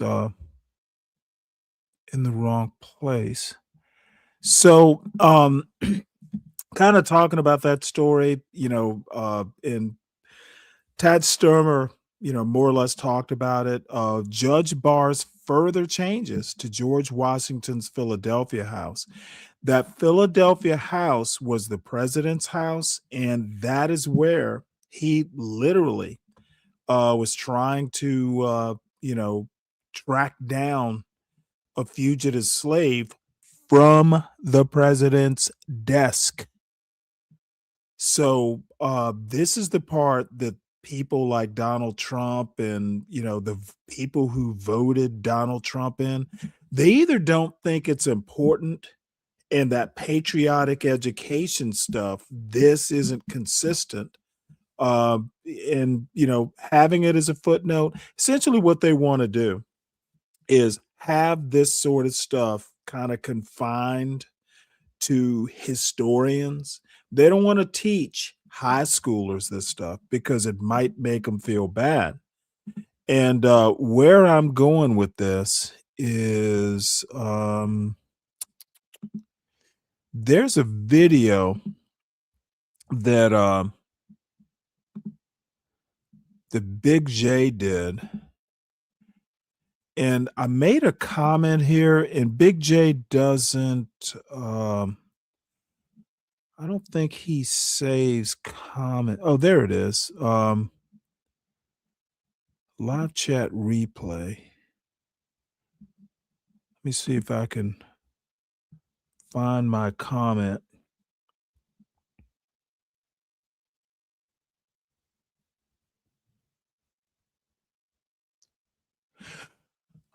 This Republican guy, let's see, Nick Freitas. I don't know whether it's it's probably Freitas. Sounds like actually a German name. Anyway, Nick Freitas asks what the right to comfort. It's something, I'm not exactly sure what it is, but it's something he's accusing the left, like some leftist idea about right to comfort. And he didn't know what it was. The actual, he's either a state senator in Virginia, I think, but or state delegate, because Virginia has a House of Delegates. But here was my response to that question, which was, is not making white kids feel bad about Indian genocide or American slavery a right to comfort. Okay, that's what patriotic education is. It's a right to comfort. These MAGA folks, and I'm sure they're, the MAGA masses and their MAGA blacks don't want to make little Chad and Karen feel bad about their great grandparents. So that's the right to comfort. Okay, they don't want them to cry or feel bad about American history, that bad stuff. We don't want our kids to know about it. We want to, if possible, if they're not history majors at a good university, they may never know this shit ever happened. So that right to comfort, it was half a joke, but it's also kind of, I was dead serious about it. I'm not sure if I can bring this up. I can't. But so anyway, this Nick Freitas guy, he was a hoot, and he brings up right to comfort, and I think the right to comfort is something that the right, it's a concept, it's a MAGA concept. So yeah, well, Florida has a lot of problems. There's peacock bass that aren't native, there's iguanas, there's pythons, there's all kinds of stuff that that shouldn't be there unless they have white parents and teach their kids the real history at home. Yeah, well, there aren't many dirty dudes out there. So, So anyway, let us segue And I put this picture of Epstein up just to make King Pix salivate about the upcoming interview. Now, I talked to someone earlier today who actually watched it. It was Big J, I think. He said he watched 20 minutes of it and it was pretty boring. So we'll see if we can get through all hour and a half or 2 hours. It's pretty long video. And I tell you now, King Pix, I'll send you the link. If it gets boring, I'm not going to do 2 hours of being bored on my own show. So I warn you now. So leading up to this apocryphal Epstein coverage, the government, and this is actually surprising. So the government published dozens of nude photos in the Epstein files. What the fuck is up with that? The photos, which showed young women or possibly teenagers with their faces visible, were largely removed after the New York Times began notifying the Justice Department. Okay, let me tell you something. I made an offhand comment about the Department of Justice's incompetence. This is just another little example. Why would you, I heard someone in the Trump administration say that, it took this long because we're redacting and trying to protect the innocent. So they released nude photos of minors? Dude, this administration is flawed, and the MAGA blacks are just letting their MAGA masses off the hook. What's up with these MAGA blacks? They're just going along for the ride. So let's play this article. And here's the MAGA blacks hero. The government published dozens of nude photos in the Epstein files. This article is by Mike Baker and Julie Tate and read by an automated voice.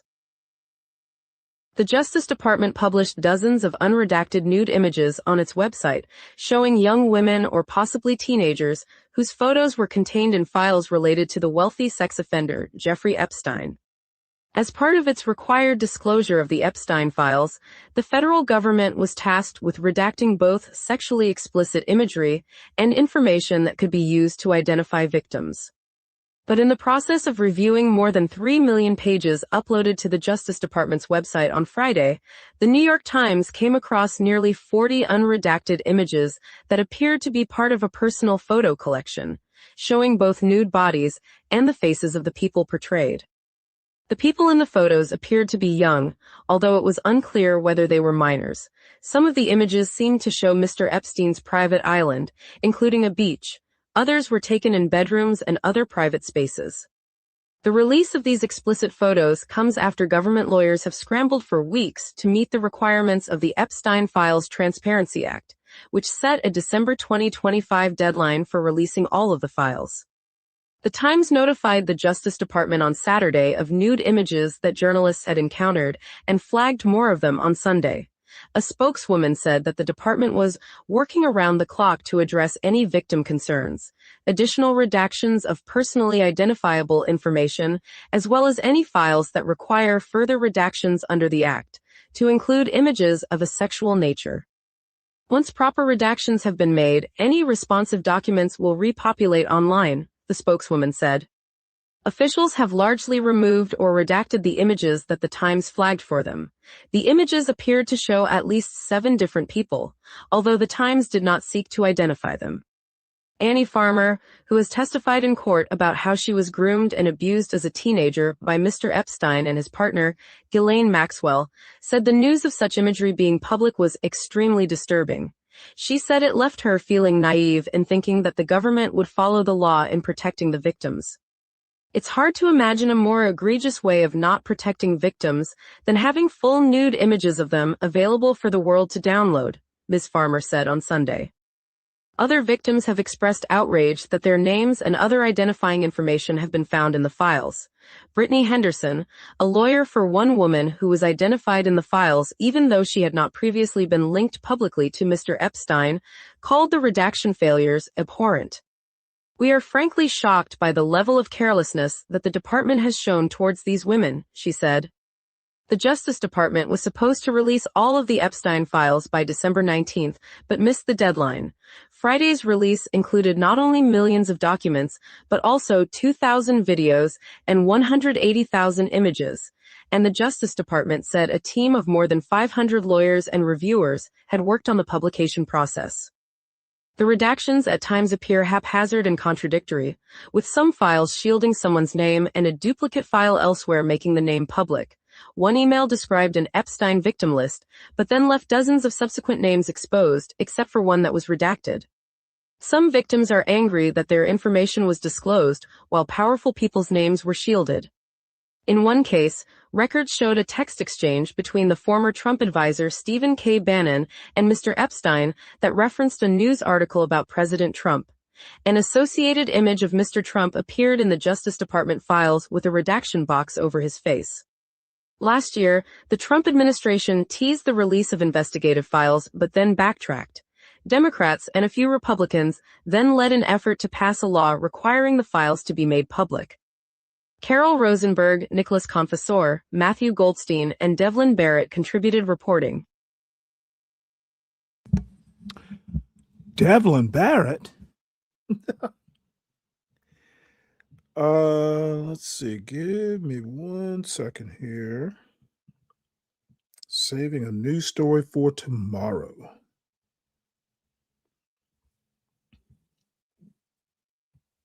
So, this next video is a little jarring as well, to be honest.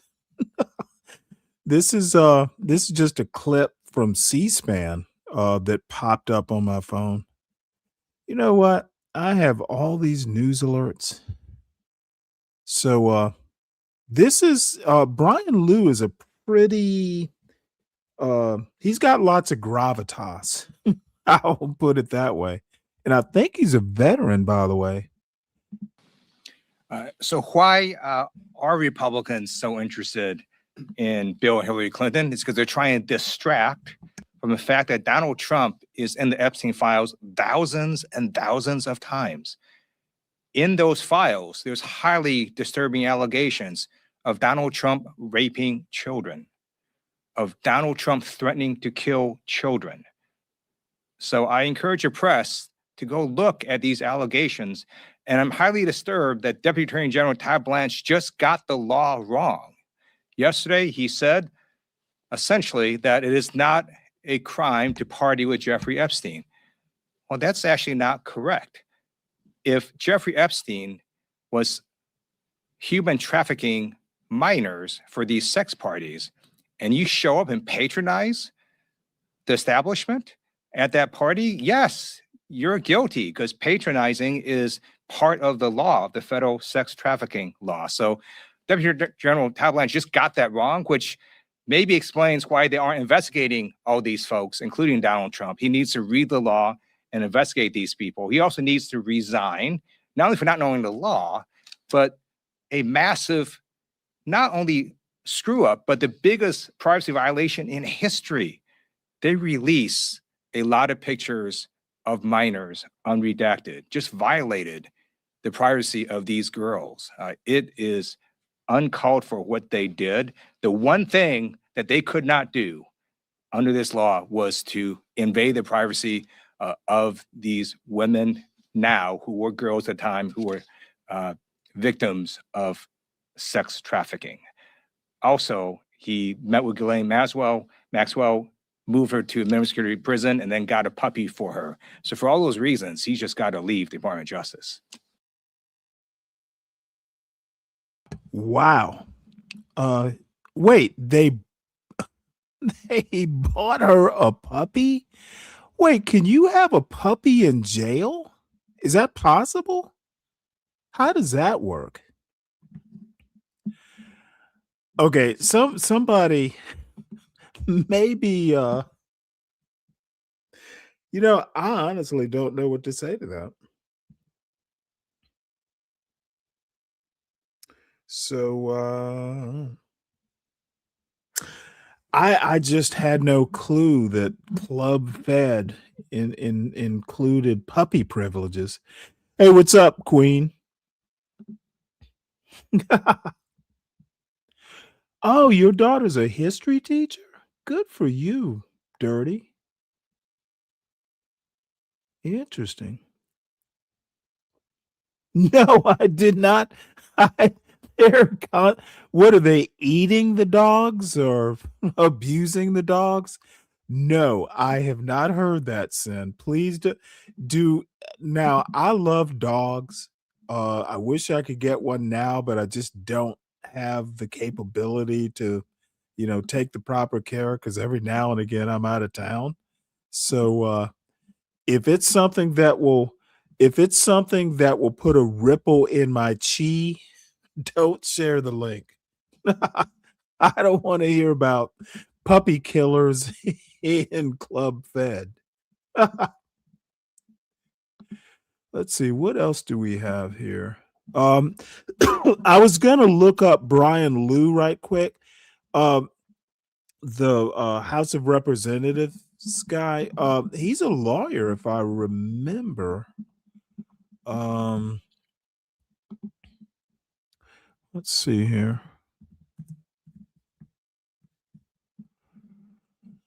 Let's see. He is co-chair. Let's see here. Let's have a look at his bio. And I'm doing this just for King Picks, just to let's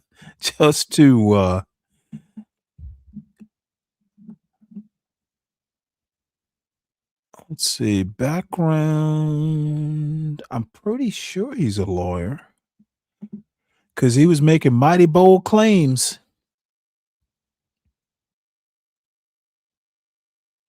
Oh, okay. He's from California. That's not surprising. I see he's a Purple Heart winner. That is interesting. Let's see, biography.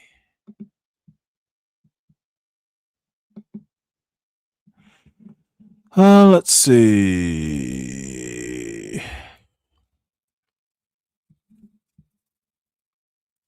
All right.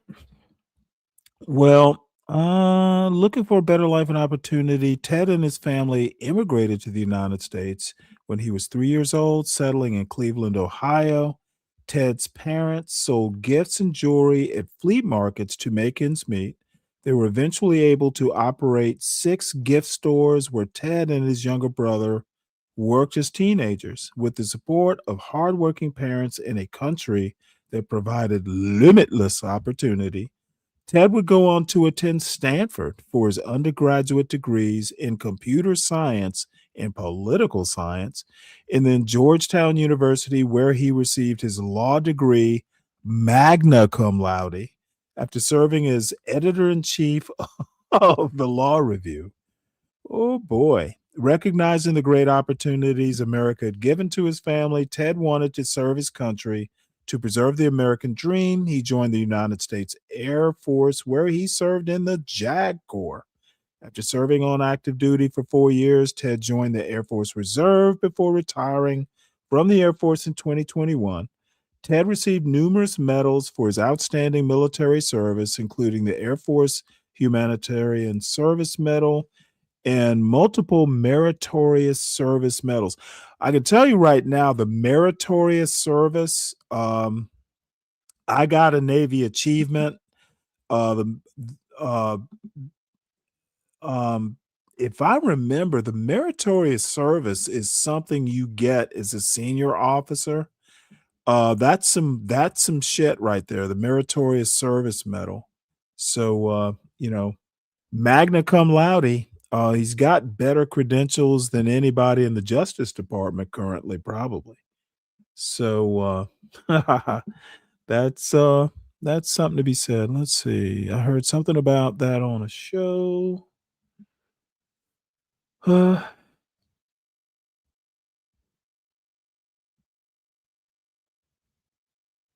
Yeah. Is she in West Virginia? Yeah. The thing is that I will say that poor history education might be the only thing that's colorblind. Poor education in America is colorblind. That and being racist are the only two areas that I can think of off the top of my head that are truly colorblind.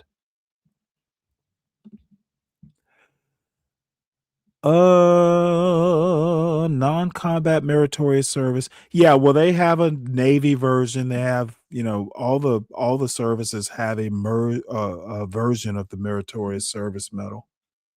Generally, it's senior officers that get it. It's rare that someone below the rank of 05 gets it. Maybe if you're an 04. But yeah, meritorious service. It's actually something only senior officers get. And I know this because I was in the Navy. Yep. Usually some sort of command or, major leadership position. So thank you, Anton. So now we move on to the dessert, and I'm telling you right now, if it gets boring, I'm gonna bail. I'm not really that interested in this interview, but who knows? There may be something amusing in it. So I'm not gonna pan it until I save the reel. What does that mean? Save to my Reels profile. I don't use Facebook this way a lot. So, well, we'll just play it. I'm looking to enlarge it, but it doesn't seem like it wants to enlarge.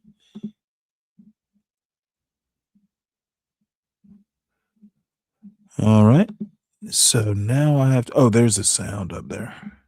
What was it about the time of the math? And this was in the late 90s. So they're not going to hear me on this part, right? We're going to do it both ways? It will not be on the video, but we do have it recorded. Fine. Remember, when you're answering on these questions, I'm not in the shot, and they're never going to hear my voice. So a little bit, you got to repeat. In your answer, you got to repeat what my question was. Oh, a little bit. Okay. Santa Fe Institute. Why, when you're at the top of your game on Wall Street, do you decide to finance, which was at the time, or endow, or become the donor or sponsor, however you want to say it, for what was considered the most cutting edge group of mathematicians in the world? Action.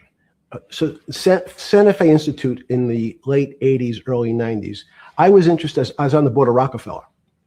So that starts, Rockefeller, it's university formed by John D. Rockefeller to sort of give back to the community. It's east side of Manhattan, except it was old. It was sort of old fashioned. They were talking about medicine, and medicine by itself was again subject to the ideas of science. They were trying to use science to find cures for disease. And I said, no, we need to do something different. We need to start interdisciplinary work. In most, how did a schmuck like you get on the board of Rockefeller? What year was that? I don't remember. I think 89 and 91. So that's one of the most prestigious research places in the world, correct? Yes. Okay. How did a guy like you get on the board of a blue blood, internationally known, hard research, Nobel Prize winners all over the place? How do they pick a guy like you, a trader from, or basically some guy from Bear Stearns? Good question. So I was asked to be on the board of Rockefeller, and I think I was on the board of Rockefeller. There was a money manager who said Rockefeller needs someone with financial expertise because the university is growing and there's lots of new things. You have to, again, we go back to the original discussion the last time. up until the mid 80s or sort of mid 70s, the most important thing was your name. If you were a Rockefeller, you already were considered to be brilliant. If you were head of General Motors, it was your reputation. It was who you knew, who your family was, what was your character. And then in the mid 70s, basically, if you remember, you probably had a calculator. It was very advanced in those days to have a Texas Instrument calculator, where it could, by putting in the numbers, it would multiply for you to do square roots. And that was the first, and everyone who had a calculator was already advanced on Wall Street. A simple almost like your accountant. The most important parts of business were really now going to calculations. Let me make a comment about this. Okay, Texas Instruments, because I had a TI 35, which had the little little pouch you clip to your belt. This is like 1979, and believe it or not, they were fairly expensive, but they were very simple programmable. Now I had a buddy who had an HP. Now the HP, those fucking things, it wouldn't surprise me if they were like $300 or $400. They were programmable. They had like, I think you could even program them with tape. It was, the HPs were top of the line. The TIs were a tier down. So it's bringing back memories.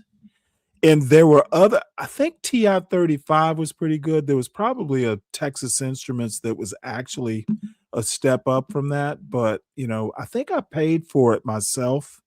So, you know, I didn't need anything super fancy, but I did have the little belt clip-on pouch thing. And by the way, I still have that calculator. It's home in a desk. And it took if I recall, it took a 9-volt battery, like the ones you put in your fire alarm. And next time I go home, I have to ask my father where it is. We tended to keep electronics like that. I still have 2 old Commodore 64s that my brother hasn't plugged in. I have a Star Wars watch that my father bought in 1977, I think it was, or 78. It's sitting at my grandmother's house because there's some of the old toys that are just kind of display things. And I've been meaning to see if I can't find a battery for it. I'm pretty sure that Star Wars watch will work. It was an old LED type, but yeah, we have all kinds of those late 70s, early 80s So it's LED not only things. mathematics, but it's things that could be calculated. Reputation couldn't be calculated. I could give you, are you a 10 on a reputation scale, an 8? Speak and What does it spell, mean I to had have one a of those measurement too. of your reputation? We'll get to that later. But places like Rockefeller needed Shout someone out to to say, Radio look, Shack. we're entering a different world where numbers and the numbers of companies, portfolio management was going to be balanced. It was going to be statistical. Jeffrey, could you come on the board? Potentially sit on the finance committee, Nancy Kissinger and a bunch of other people. And David Rockefeller Jesus Christ, and I he's- got along very well. He was just Is it me or does this guy sound like Woody Allen with the same proclivities apparently? He was an unbelievable human being. Respectful to everyone. What's up, Juan? He introduced his driver as his colleague, not his driver. He would never say, this is my driver. He said, it's my colleague. And David started to explain to me world politics. So David would say, Jeffrey, money is going to be sort of the most important things. People don't understand money. You seem to have this knack for money. I said to David, tell me about your life. What was the worst and the best part of your life? So David said, when I grew up, everyone knew I was a Rockefeller. They didn't know that my father told me he would not leave me a dime. No money. But every time we went out to eat, me and my 5 friends in school, they would leave me the bill. They would expect me to pick up the check. because I was at Rockefeller. And he said, I was chairman of Chase Bank. And he said, I remember like it was yesterday, one of the headlines in Time magazine said, David, please fire yourself. So he thought that there was a world that existed that would be a combination of both politics and business and leadership. What do I mean? He formed something called the Trilateral Commission. The Trilateral Commission is some spooky stuff. People said it was some of the people that, the Illuminati, there's some mystery about it, people that ran the world. It was politicians, but David said most countries, the politicians get elected for 4 years or 8 years, separate from the royal families in England or in the Middle East. Someone's there for 4 years and then they're not there anymore. The most important people to have stability and consistency would be businessmen. So he formed this Trilateral Commission of businessmen and politicians from 3 major continents. So it was the North Americans, the Europeans, and the Asians. So he said to me, would you like to be on the Trilateral Commission? Now, I was 30 years old, 32 years old. I said, great. And he said, well, you have to fill out this application so they have your bio. And I looked at the list of people, and it was Bill Clinton, former president of the United States, Paul Volcker, every great leader in America, the Asians, the Japanese, and with a very long description of their history. And they asked me to fill in what I would like to have written. And I wrote Jeffrey Epstein, comma, just a good kid, which I thought was funny. Nobody else did. So answer to your question, at that time, I recognized around the world. Jesus Christ. Is this going to be like a crying session? Oh my God. King Pix, a question for you. Have you seen this already? Just curious, because I'm already ready to move on from this. I'm not going to sit here and hear a fucking 100 millionaire cry that he's the poor little good kid, given, what we know about him today. So I need you to let me know if you've seen this before. If you have, I'm moving on. World that monies and currencies were not really well understood. But again, it was only numbers. Why did I not get So a pop-up? numbers, and I'll get to the fact that it was bad Let's thinking. see what we got here. Numbers are very good. Are most people that you meet, even on Trilateral Commission, when you meet most people, do you find most leaders financially illiterate, economically illiterate? Most political leaders don't come out of a background of finance. Most political leaders come out of a background of being popular. So in some of the countries, in some of the African countries, for example, they might have been a military person. They were a general. In some of the African countries, they might have been a disc jockey. Or in our country, they would have been an actor. Hey, Dirty, can you drop whatever link you can? For some reason, I usually get alerts from whitehouse.gov, and I have got none. So help a brother out here.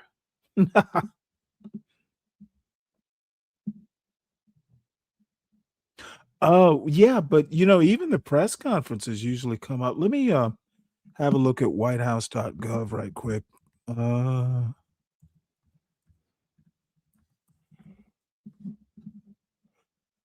Okay, I see it.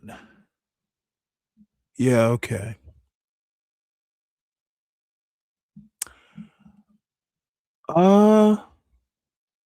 That's interesting. Why is okay,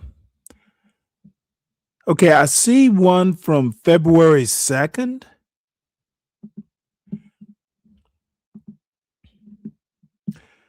Is it live now, Dirty? Because I'm gonna have to do some digging if CNN. Okay.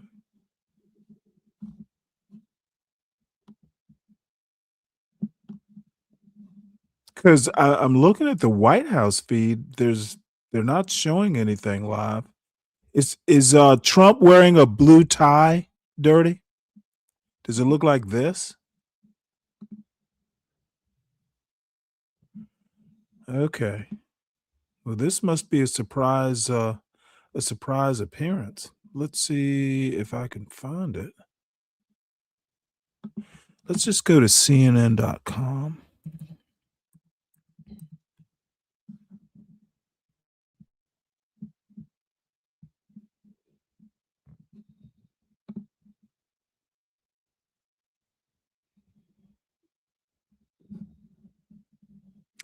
Oh, okay. So Trump, okay, he signed that funding bill. That's what it is. I'm not fucking paying for CNN. I think I actually have an account, but I don't pay for it. So I take it it's the one where he's signing the opening with red stripes, and it's a surprise type thing. God damn it.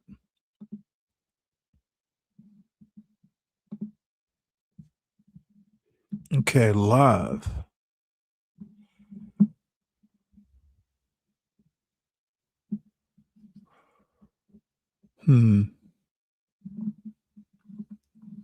Wow. Let's see, can I get it to come up? Oh, really? Here we go. I'm so proud of the healthcare savings accounts. Let me go back. We'll just start from the beginning. This group of people behind me and others, a lot of votes, they really have done a fantastic job because closing the country, you know, we had a 5 point, it looks like 5.6, and it could have been 7. We lost 1.5 points because of a 42-day shutdown. And that's the least of it. But we would have been at 7. Can you believe it? 7 GDP. Nobody ever heard of a 7 GDP. So I'm glad we got this done because this would be another 1.5 points or something, or maybe worse. The bill officially ends all taxpayer subsidies for radical far left woke programming on NPR and PBS. So just a waste of money. It slashes nearly $10 billion in wasteful foreign aid spending, giving money to countries that don't need it. They have plenty of money. And we ended that. That was so important, $10 billion. Think of it. It continues. Okay, I'm telling you right now, this motherfucker is barely conscious. Look at this dude to Trump's left holding the hat. America is back. I'm telling you right now, what they accused Biden of, Trump is in the same position. He's working for his cabinet. It's not the other way around. I'm not convinced that Trump is in control. Honestly, listen to this dude. He sounds like he is holding on for dear life. Wow. Continues the closure of USAID and creates a brand new America First Opportunity Fund for responsibly providing foreign assistance to nations where it actually serves American interests. So we have nations that do help us and it serves our interests. So we have something to help them out with. This bill also cuts funding to abusive and weaponized IRS programs. I was a victim of that too. You probably read that. Did you read that recently? Right? Sure. I was, I guess, the ultimate victim. That were used to harass American taxpayers. It builds on the Republican rescissions package passed last summer, which saved Americans billions and billions of dollars. It fully funds our military, includes a well-deserved pay raise for all American service members, and makes historic investments in the American shipbuilding industry, which is great. We're really starting to do something incredible with shipbuilding. And I don't know if you saw that the United States of America, for the first time in over 30 years, beat Japan. We love Japan, great country, but their power and steel making, that we produce more steel this year than Japan. Think of that. More steel than Japan. And Japan is a powerhouse at that. And we were pretty much dead when it came to steel. So what do you think of that? And then to me, when I heard that, we did more than Japan. It continues to fund deportation flights that are removing dangerous illegal aliens from our country. It continues historically successful efforts to reduce crime in our nation's capital. We have a very safe city right now. We have a city that is like a different world from what it was a year and a half ago, when you couldn't walk down the street without being hurt very badly. I want to say that in a nice way. Washington, D.C. is a safe city. Memphis, by the way, is down. Crime is down 77%.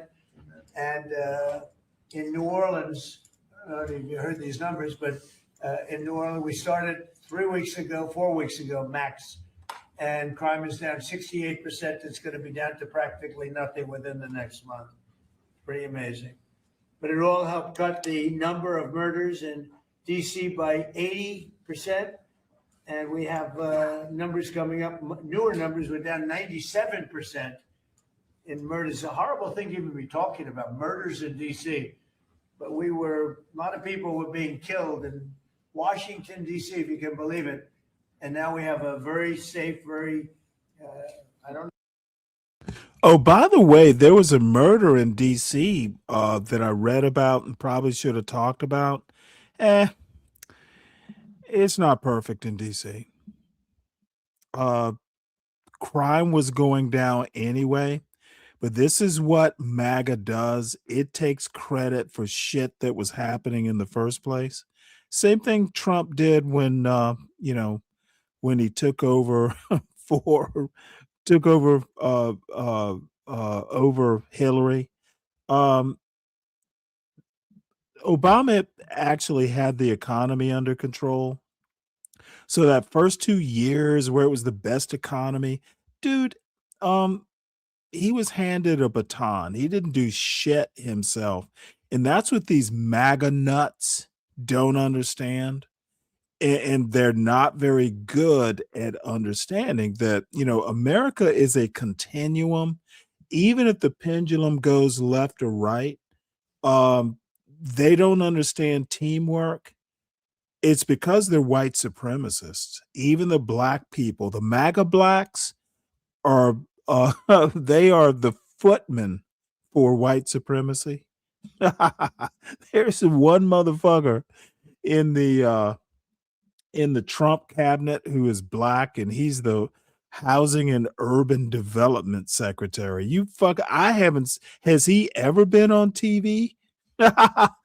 Dude, Ben Carson was, he was the sleepy HUD secretary.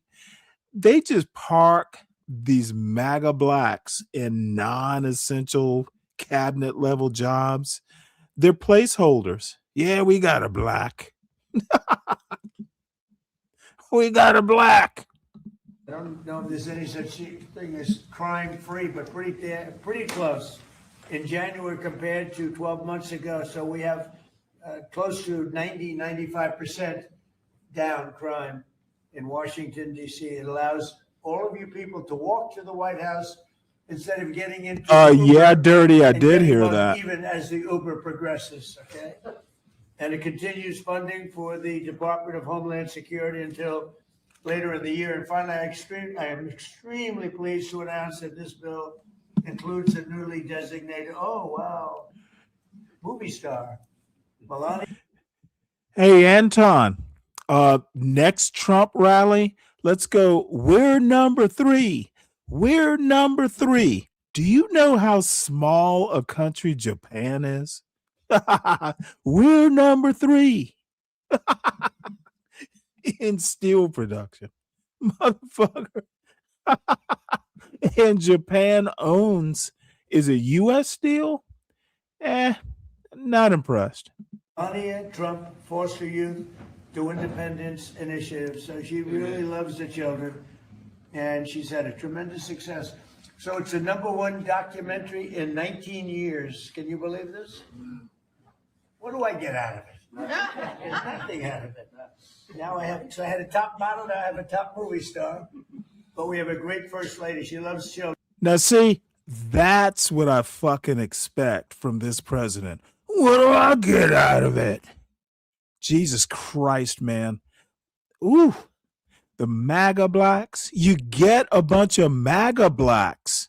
That's what you get out of it, President.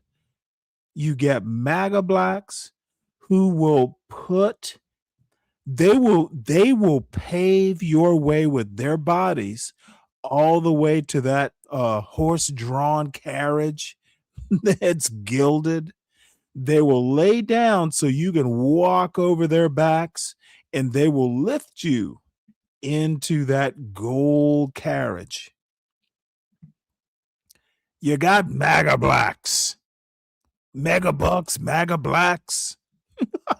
Children, and she had a tremendous vote on this. And I want to just say, Melania Trump Foster Youth to Independence initiative within the Department of Housing and Urban Development, which will support America's foster youth and provide them critical resources as they age out of the foster care system.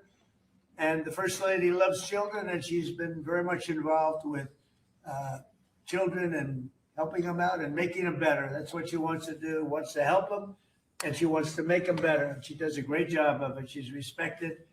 And her movie got really incredible reviews. She's Wait, hold it. $7 million. not easy Well, to do that. Not easy to do it. yeah, it's easy to do it. Maybe 7 million is high for a documentary. I don't know that much about documentaries because America doesn't watch documentaries. And the New York Times trashed it. They literally used void. They used the word void in the review of it. So I just want to thank everybody for being here. If you would have some questions, I might just ask before you do that. These are all outstanding politicians, the top. In my opinion, the top in the whole world. But that's one of those things I like to build it up a little bit. But they're the top politicians and the top political minds. And if you have any statement, does anybody have a statement that you'd like to make? We'll start on the left side. Anybody? How about Mr. Speaker? Well, this is a big thing, Mr. President. Thank you for your leadership and helping us steward this through. For a long time, we wanted to get back to regular order in the appropriations process. You're standing up here with the best appropriators in the business and served in many years. And we forced the muscle memory. Look at these sycophants. This is like the baby Jesus here. Look at the Speaker of the goddamn House, the third most powerful man in line of succession. And this motherfucker is, ooh, King Donald. Ooh, may I offer you a hat, Your Excellency? And look at Trump, like, amuse me. Dude, this is disgusting. Back. We're getting back to that regular order process. 12 separate appropriations bills. We've gotten them to your desk, and this is a big thing. It seems like a small thing, but it's a big thing. And we're spending Yes, Michael. Yes, Michael. But what's in it for me? This is good for the country, and America is back. The hat is appropriate. It's the right slogan. It's a new hat. We just came out. America. Yeah, the hat is appropriate.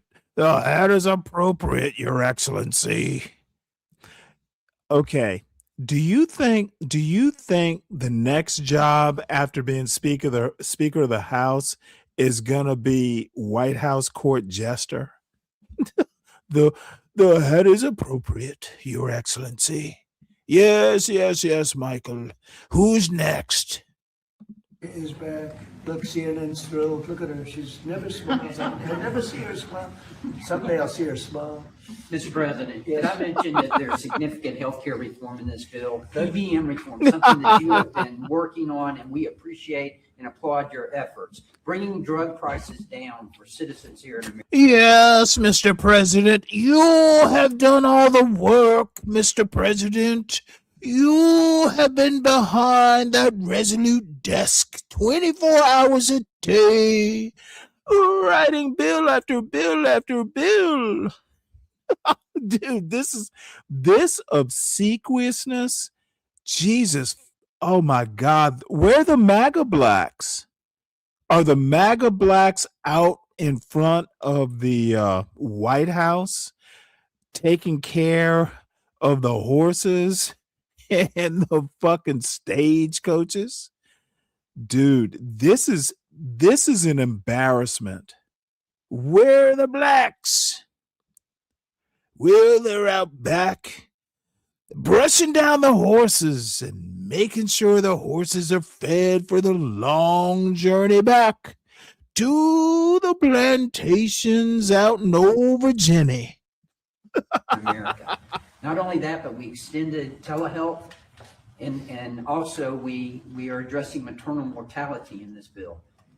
Rural health care has been a big part of your focus, and we appreciate that. Thank you. Your focus, Your Majesty. For all of us is most favored nations on drug pricing. So for 30 years, I've been talking about it, more than that. And it's basically we now will take prescription drugs will come down to the lowest price anywhere in the world. So if a country is selling a pill for $10 and we're selling it for $130, which is not much of an exaggeration at all, we were paying the highest drug prices anywhere in the world. Now we'll be paying tied with the lowest price. It's most favored nations. We will have the lowest price anywhere in the world. So a pill that was for $130 will be down to $20. So you can make a case that that's 800, 900%, or like the press likes to hear, it's about 80%. But we're going to get reductions like nobody's ever seen. And frankly, the Republican Party should be able to win the midterms on that alone. That's the biggest thing there is. Most favored nations, we're going to be bringing the price of drugs down. In my first term, I got it down 1/8 of 1%. And I was so proud because it's the first time in 28 years that drug prices came down. And now we're talking about bringing it down by 80, 90, 75, And that was 68. hey, and that was how many years I ago? have numbers in the back that nobody can believe. How long ago did Michael Moore's last film come out? Dude, this is just, I have to tell you, we need better MAGA. MAGA goes with Trump. I'm pretty sure it will. This is literally, this is what the world thinks of America. A doddering old man hearing what everybody told him he has done. The emperor has no brains. That's pretty much what we're saying. Literally. They tell him what to say, but his cabinet is running this country. He is the MAGA version of Joe Biden. This look at his eyes. God damn it. Do they ever open wide like he's focused? This is MAGA Joe. Now that's what, you know what? That's what I'm going to start calling him. MAGA Joe. Most favored nations. And remember, the Republicans did that. The Democrats did not do that. Republicans did it. And that's going to have a huge impact also on healthcare because medicine, I mean, it's a big chunk of healthcare. And if you're bringing something down from $100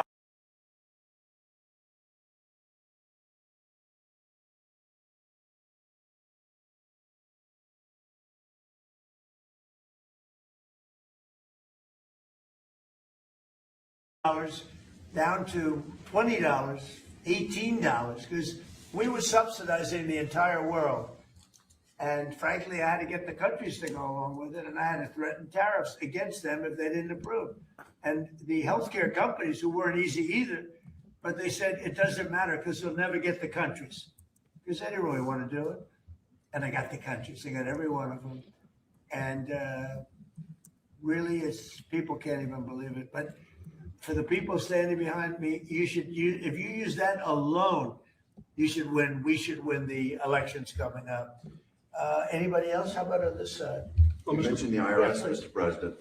Their behavior has been atrocious. If you think about leaking your tax returns, the tax returns of others, never any accountability. I must have questioned Janet Yellen 4 times, 5 times under oath about this and never an answer. We stripped $10 billion from the IRS in this bill that you just signed. And today. Okay, presidents have traditionally given over their tax returns. Oh, dude, this is just so disingenuous. Dude. Yeah, this is it. And look at fucking Susan Collins there. I hope this is her last few months in office. She needs to go.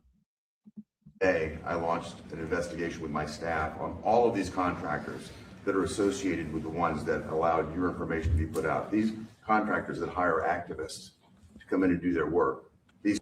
Look at these obsequious motherfuckers.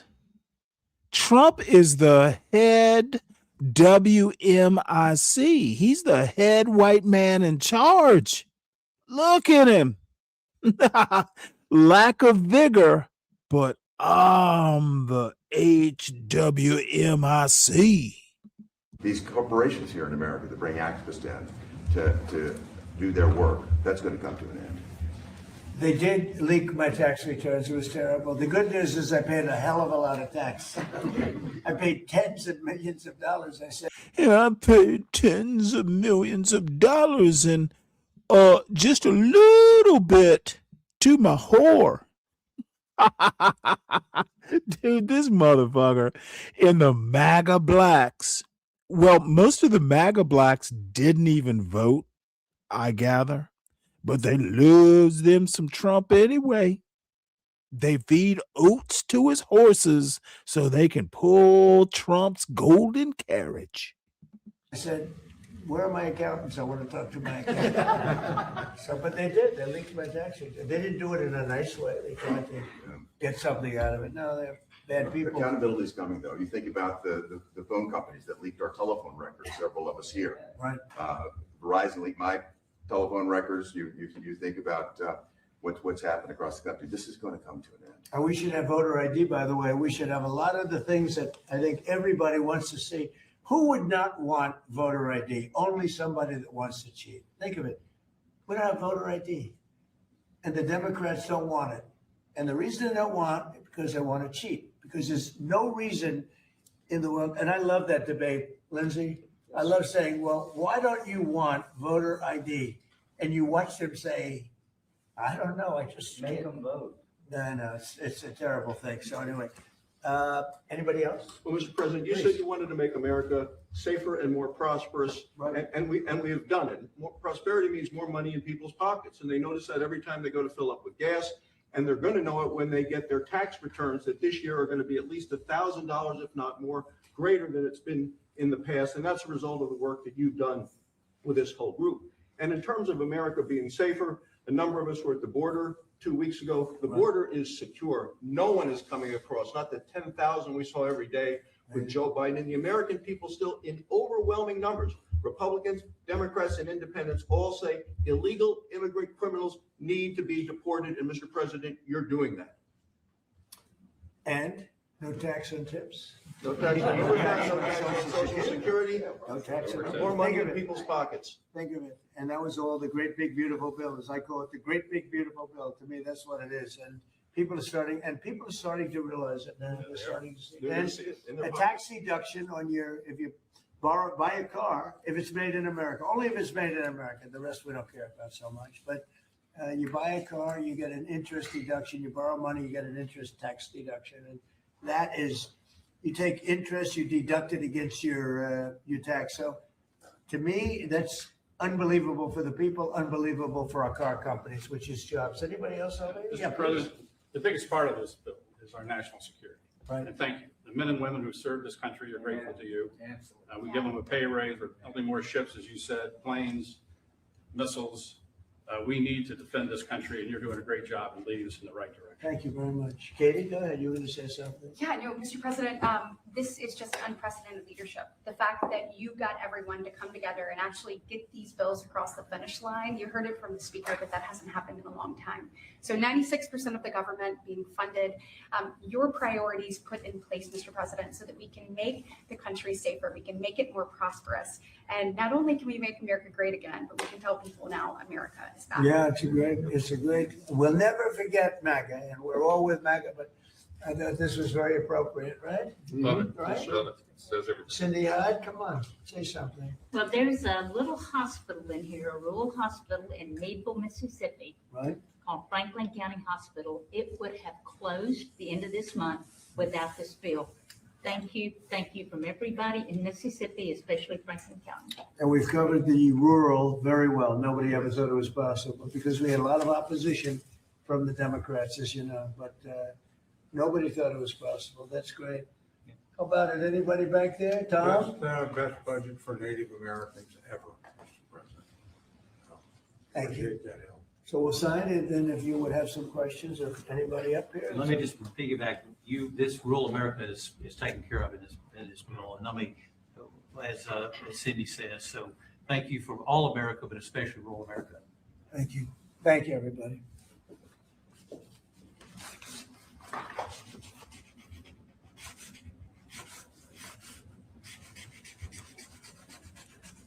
So I probably won't hold this up. And I think holding up one little page doesn't do it justice. In there, it's a lot of stuff, but it's signed. Thank you.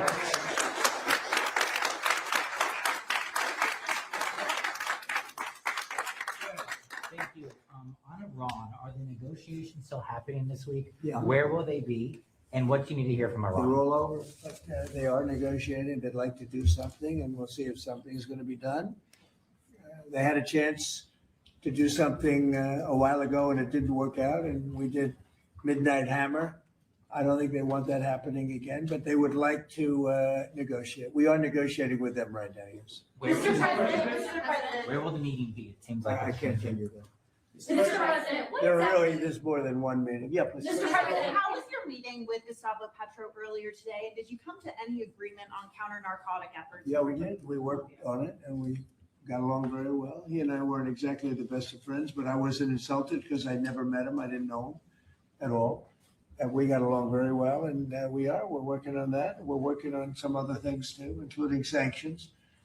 And no, we had a very good meeting. So you had a great meeting. I thought it was terrific. You know, it was very good. We got along great. Mr. President, Can you give us any update on how the talks are going for potential changes to the Department of Homeland Security? Have you agreed to any specifics?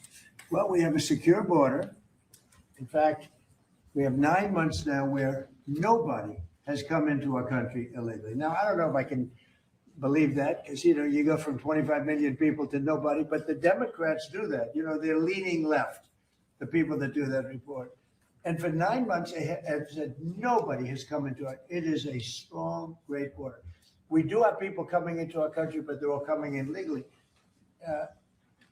You take a look at that and look at what was going on a year and a half ago on our border, where criminals were coming in, drug dealers were coming in, people from mental institutions were coming in. The worst, you know, they say the worst, I don't even know if I like the term, but the worst of the worst was coming into our country. And now we have virtually no, our country it's beautiful to see. Even if you go down, you know, some of you, I think, were down there a couple of weeks ago, and you couldn't believe it, right? Because you were there 2 years ago. 10,000 a day. And 10,000 a day, and now you didn't even see anybody.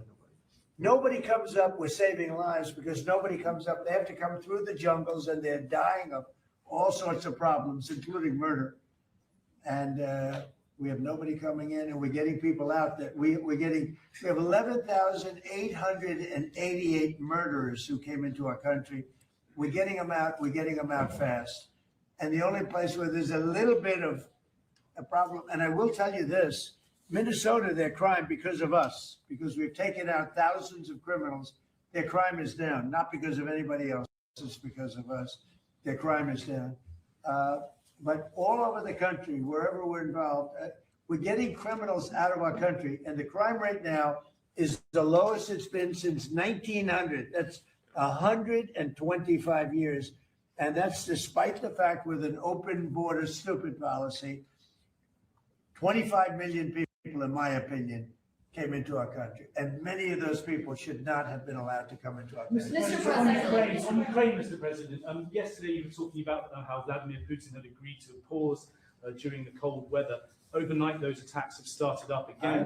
The worst. It was Sunday to Sunday, and it opened up, and he hit him hard last night. No, he agreed. He kept his word on that. It's a lot. 1 week is, we'll take anything because it's really, really cold over there. But it was on Sunday, and he went from Sunday to Sunday. Are you disappointed he didn't go further or go? Yeah, I would like to. I want him to end the war. I spoke to him. I want him to end the war. Mr. President, as you're taking our questions, what exactly did you mean when you said that you should nationalize elections? And which 15 states are you talking I want about? to see elections be honest. And if a state can't run an election, I think the people behind me should do something about it. Because, if you think about it, a state is an agent for the federal government in elections. I don't know why the federal government doesn't do them anyway.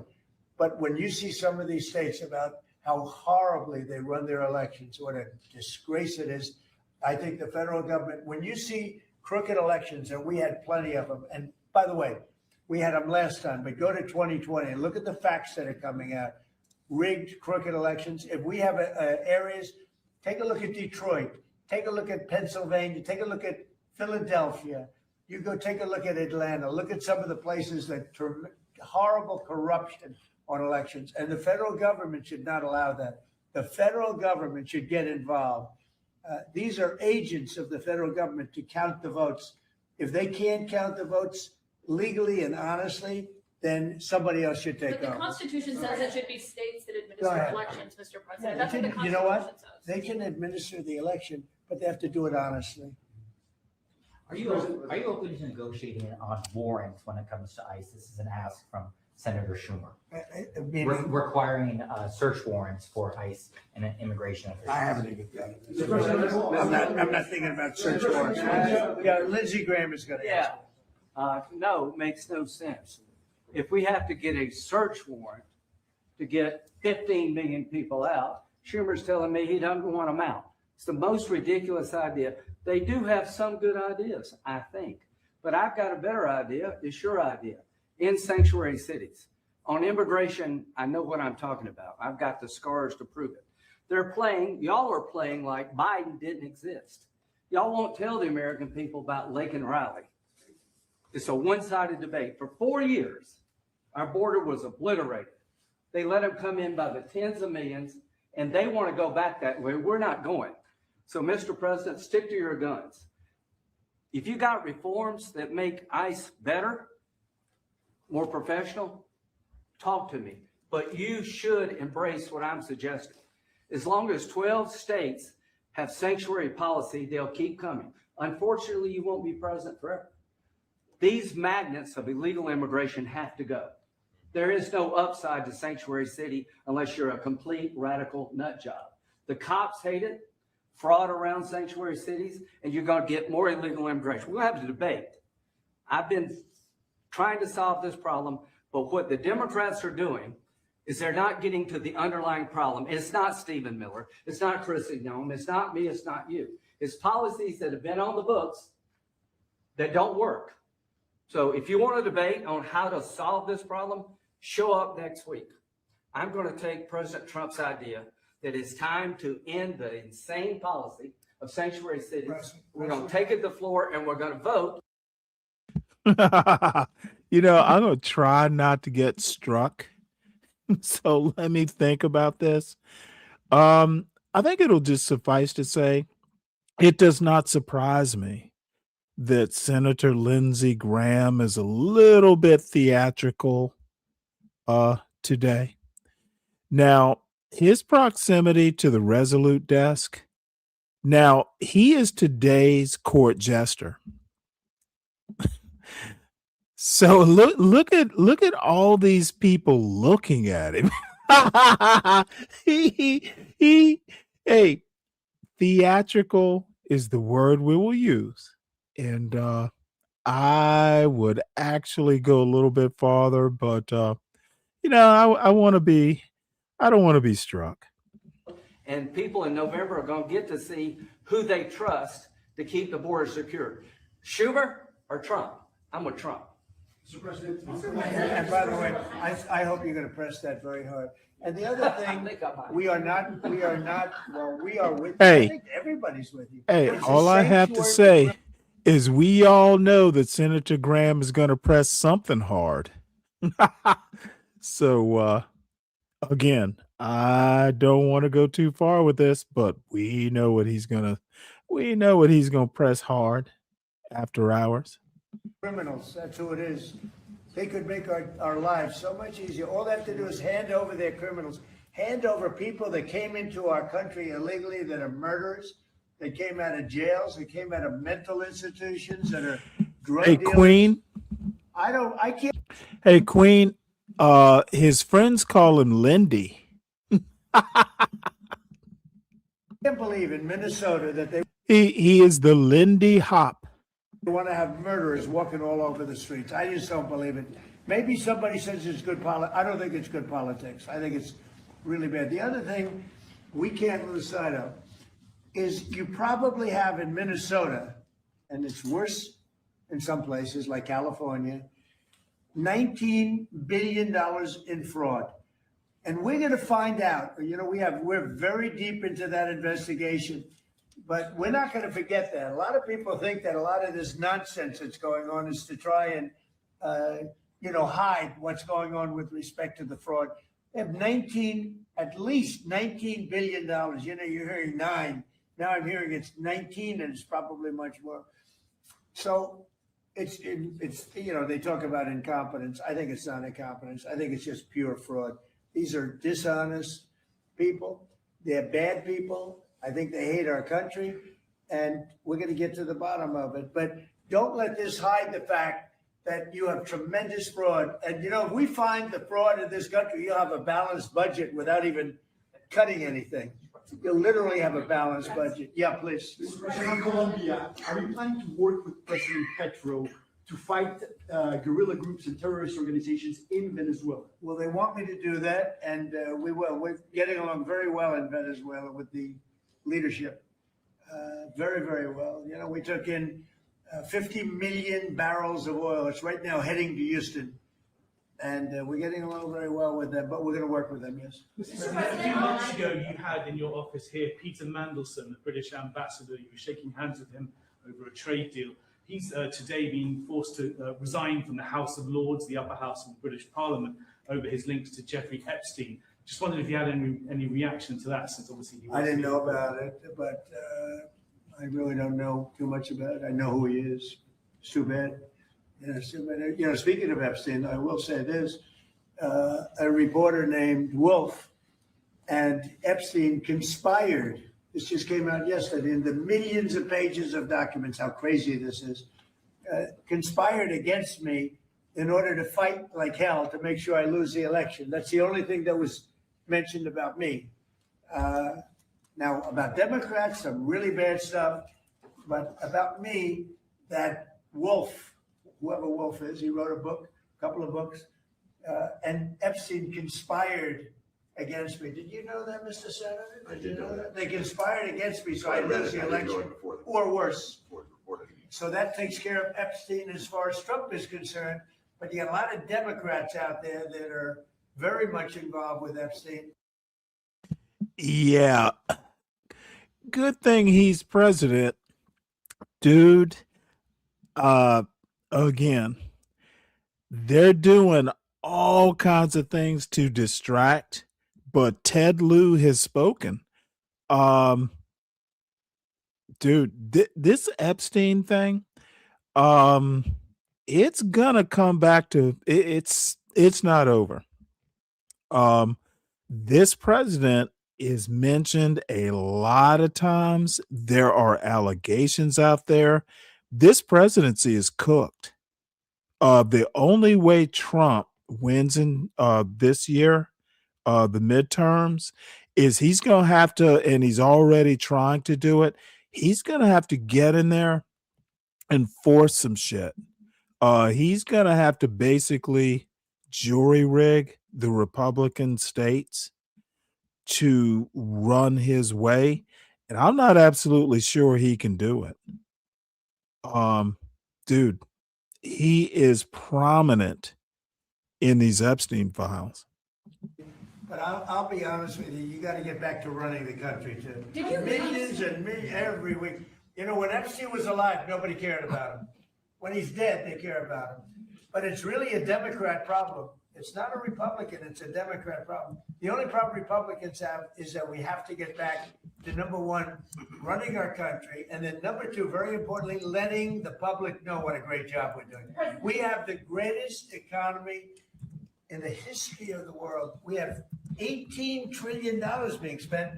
The record was 3 trillion many years ago, not by us, by another country. I won't say the country. Yeah, please. Did you read those new files, Mr. briefed- President, that have you came been out? briefed on Savannah Guthrie's mom missing in Arizona? I think it's terrible. Would you commit to more federal agents like helping out on the search Sure, I or would. anything I'm like going to that? call her later on. I think it's a terrible thing. I always got along very good with Savannah. Very unusual situation, but we're going to find out. Have you heard anything? Yeah, what do you want? On the Epstein files, you talked about Democrats who were in there. Elon Musk was also in there, and so was your Commerce Secretary Howard Lutnick and correspondence that he had with him. Did you read those new files that were published by the No, Department of I didn't, Justice? I have a lot of things I'm doing, a lot of things I'm doing. I don't know. You mentioned 2 names. I'm sure they're fine. I'm sure they're fine. Otherwise, it would have been major headlines. A lot of women who are survivors of Epstein's are unhappy with those redactions that came out. Some of them entire witness interviews are totally blacked out. Do you Well, think they're that they also should be more unhappy with the fact transparent? that They thought they released too much. I heard that, and you tell me something else. So, I think it's really time for the country to get onto something else. Really. Now that nothing came out about me, other than conspiracy against me, literally, by Epstein and other people. Nothing came out about me. Dude, the fuck? Yeah, I suspect people aren't he is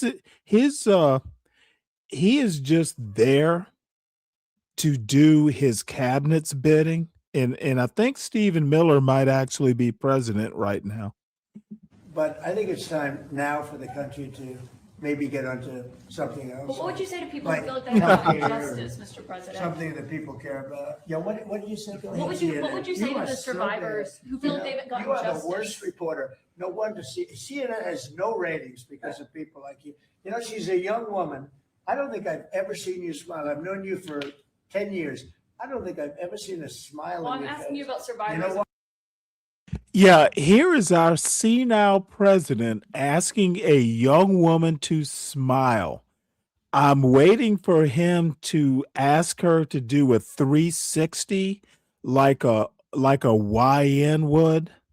Dude, this is a fucking world-class embarrassment. The world is looking at this senile motherfucker ask a probably accomplished reporter to smile. Dude, you MAGA blacks, this is your boy. Dude, please tell me he at least asks her, why isn't she wearing a skirt? And if she is, to do a 360? Why, you know why you're not smiling? Because you know you're not telling the truth. And you're a very dishonest organization, and they should be ashamed of you. These Okay, are guys. survivors of a sexual abuse. Healthcare. And the bill that was just passed does not include your healthcare savings account. So this is a question for you and maybe for Mr. Speaker as I'm well. so proud of the healthcare savings accounts, because it's gonna happen. And hopefully, instead of insurance, and I hope this happens, and I hope you guys can do it, let the insurance companies not do quite as well.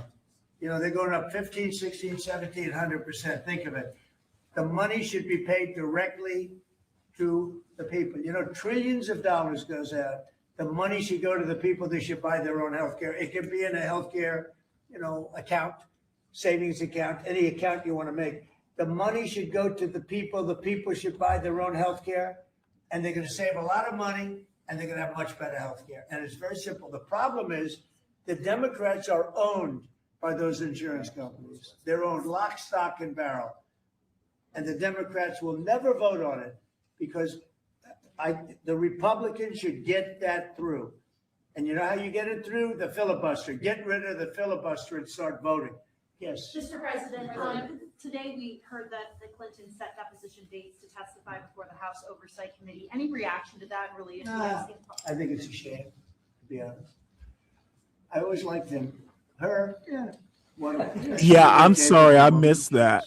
Better in debating than some of the other people, I will tell you that. She was smart woman. I hate to see it in many ways. I hate to see it, but then I look at me, they went after me like. Yeah, again, they went after him. See, this dumb fuck wants the American people to believe that because he got elected, he's innocent, and only the MAGA blacks and the MAGA masses will make that sort of equivocation. Dude, this might be the last press conference from this motherfucker that I even watch. This is literally the end of, dude, this might be the end of America. And, I don't usually get so dramatic about this. This motherfucker, it's the world according to Trump right now. And outside of this office, the Oval Office, the world is a different place. Somebody, either he is just fucking like unaware of reality and his administration is just feeding him bad information, or this whole room believes that shit. Oh my Lord. I'm actually kind of annoyed at this press conference. Dirty dude, you should have just let us watch the Bannon Epstein thing. This is way disturbing. Wow. They wanted me to go to jail for the rest of my life. Then it turned out I was innocent, very innocent. Okay, I had a Shenard, friend that said, a very motherfucker. smart friend. He's very. I know you think you're being funny, Shenard, but I'm actually at a point right now to where I might just fucking ban you from this channel. Your shtick, your comedy shtick is pretty much over. If you call me a tap dancer again, your ass is gone. How about that? Oh, motherfucker, you can be as serious as you want to be, and I'm serious as I want to be. Imply or call me a tap dancer again, your ass is banned forever. I'm not going to tolerate you're the tap dancer. You go from channel to channel trying to be popular, and you're not going to be allowed here with that fucking tap dancing bullshit. Okay, if you think your little penny stock tax tips are actually, spell that shit like you do, dude, type a P and your ass is banned. Let's see what you can do. I'm dead serious, Shenard. I don't give a fuck. Okay, you type the P. See you later. I've had enough of your fucking non-funny bullshit. And I will, let's see, Shenard. Yeah, you're trading penny stocks with that fucking spy bullshit. I'm unimpressed. So if I don't see an apology by the time I ban your dumb ass, you know what? Wait, I got moderators. I forgot. One of y'all, please just time him out for 24 hours. Come back tomorrow and treat me like you would Donald Trump, bitch. Motherfucker, I know what SPY is. It's a penny stock. Do it. Somebody. And let me know when it's done. Just do it for 20 hours or 24 hours. his ass can come back and be a normal human being. Enough, dude. I will not be called a motherfucking tap dancer on my own show. What the fuck is wrong with you, boy? God damn, Shanard. And Zhang, yeah, whoever timed out Zhang, Mrs. Queen, yep, you know what? And I hate to be oh, look, you have wrenches for a reason. And you wouldn't have a wrench if I didn't trust you. And I'm sorry to be so upset, but Shenard is a special type of problem. And this might be a motherfucker I just ban outright.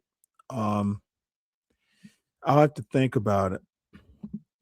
He does not bring joy nor value to my style of running a channel. And there's a reason my goddamn channel. And by the way, let me do the commercial. The people that are here, I enjoy being around you. Everyone, make sure you hit the like button. If you are new to the channel, it may be your cup of tea, it may not be. All the rumors about me are true, and they're all false too. It's up to you to figure out, which ones are which. Support the show by supporting the host. Sovereign Beer Fund is always open, but it's not always necessary. I had a really good time last night interacting with the chat and just kind of fucking hanging out, being silly. Serious news can be silly too, but I'm just not going to deal with assholes. And Shenard, you are consistently troublesome, and I'll just leave it at that. Whoo, Nelly. I am an old man and I'm on the downslope of life, and I'm not going to fucking deal with I'm not going to spend my time dealing with Shenards unless I have to. Don't be a Shenard, folks. Wealthy man, knows the life, streetwise guy. He said, you have to be the most honest person anywhere in the world because there's never been anybody who's been examined up and down. I have hundreds of thousands of pages of documents, millions of pages. With all of that, they found absolutely nothing wrong. Remember, his tax returns, they fought for years and years. And then the Supreme Court, I was surprised, they ruled I had to give my tax returns. I'm the only one that had to ever do that. But I had to give my tax returns. I gave my tax returns. They hired the best accounting firms in the world. They found nothing. And this friend of mine said, you have to be the most honest person in the world. He actually said, me, referring to him, I'm a pretty honest guy, but I could have never withstood that. They've gone through millions and millions of pages, and here I sit winning an election in a landslide, winning the popular vote, winning all 7 swing states, winning 86% of the counties in the United States. That's why those maps that you see are all red. And so they tried to put me in jail. And I shouldn't feel this way, but I feel badly that they have to go through that. But then I say, but they did far worse than me. They wanted to put me in jail. Think of it. I was a very good president. We had a great first term. Rebuilt the military, biggest tax cuts ever, biggest rate. This motherfucker, much like he wants to write slavery out of American history and genocide out of American history, all of a sudden, COVID never happened. Dude, we had a great first administration for 2 years until you fucked it up by weird leadership. Well, we shouldn't call it leadership. See, this is prime Trump. And no one, dude, you had a great administration. You're left with record high unemployment and inflation. Motherfucker. And then you want to blame it all on Biden. like the MAGA blacks. The MAGA blacks, all they want to talk about Biden, but they never talk about why Biden won from his basement. They never talk about the shambles that Trump left January 6th. They never talk about that shit. Regulation cuts ever. But, you know, I will say this, I think I can say, what do you think, Lindsay? My second term is blowing my first term away. And my first term was really good. Reagan plus. My Reagan first plus. term. Whatever. Thank you very much.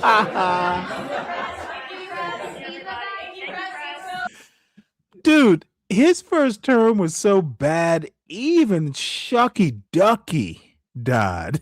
Even fucking Herman Cain. This motherfucker had Herman Cain. We lost Herman Cain on Donald Trump's watch. Dude, look at these eyes. They are dead. They are literally, he's staring off at heaven. Look at this motherfucker. Ooh, boy. My first administration was successful. We left Joe Biden the best economy ever. Oh, my Lord. And the MAGA blacks are believing their MAGA masses. Thank you. Thank you, press. Thank you, press. Let's go. Start moving. Thank you. Thank you. Let's go. Thank you, press. Thank you, press. Thank you, press. Go. Thank you, press. Thank you, press. Thank you. Keep moving, guys. The door's right this way. Thank you. Thank you, press. Out, out. Y'all get out. He's got to have a nap now, y'all. Oh, motherfucker. Wait, hold it. No, you're third. Oh, wait, hold it. Jang, was it you that got timed out? Well, you've been a little, what should I call you? Burdensome or annoying? I can't tell. But there's a reason you don't have a wrench right now, young man. And it's not because look, all I have to say is you love you some Donald Trump.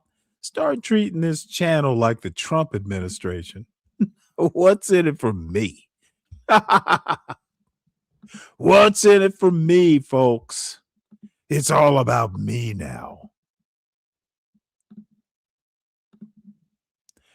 So here we go. This is the man who was never a friend to Donald Trump. Donald Trump doesn't know him. Oh my Lord, this is just hilarious. The knowledge of money they don't have expertise there. Oh, and by the way, King Pix, we are how far are we into this? About 9 minutes in. I'm losing patience with this bullshit too. You might be disappointed. I'll drop the link and you can watch it on your own time. This is watching this PDF and the slob interviewing him after watching Donald Trump, sleepy Joe MAGA. You know what? My patience is spent. So I don't give a fuck whether you really want to watch. Dude, it's at my pleasure. I'm just gonna have to pull a Trump on you. So when it ceases to be amusing, we're done for the night. They have no degrees in finance. They really, and this is one of the major problems. Their expertise, if they have any financial knowledge, is of their own checking account or bank account and filling in their own taxes. So many world leaders who don't really have a financial underpinning make fundamental errors when it comes to money on a country or institutional level. Let me give you an example.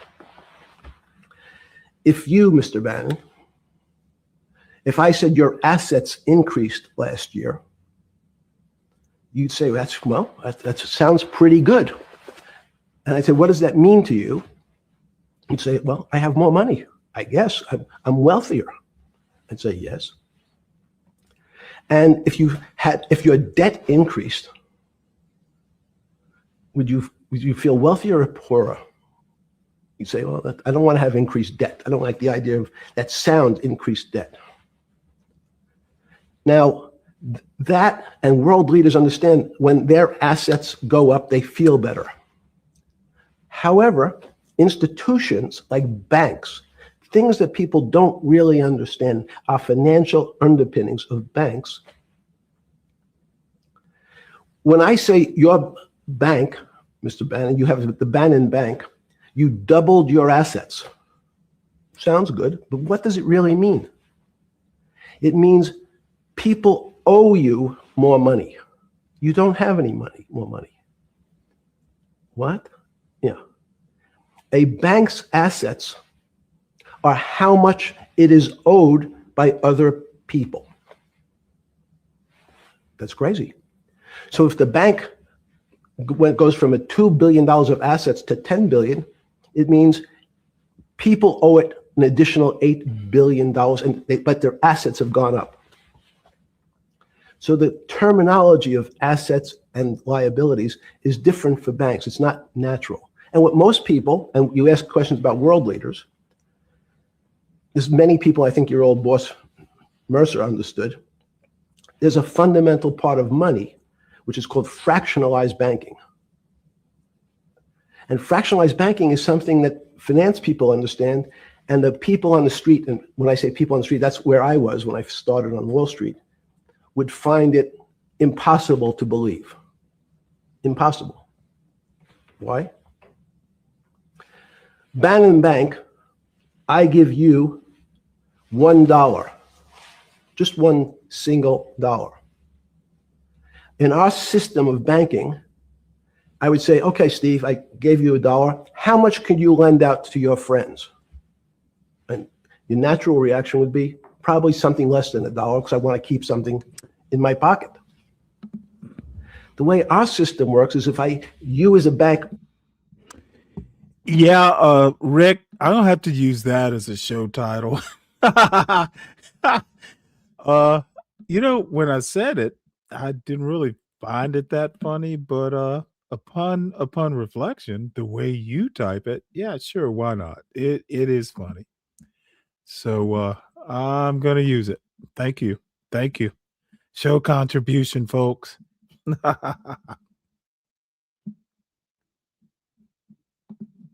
Are holding my dollar, you can lend out an additional $8 or $9. No, it's impossible. I only have $1, Jeffrey. We have something called fractionalized reserves, which is if you have 1, you can lend out 9. That's the way our system works.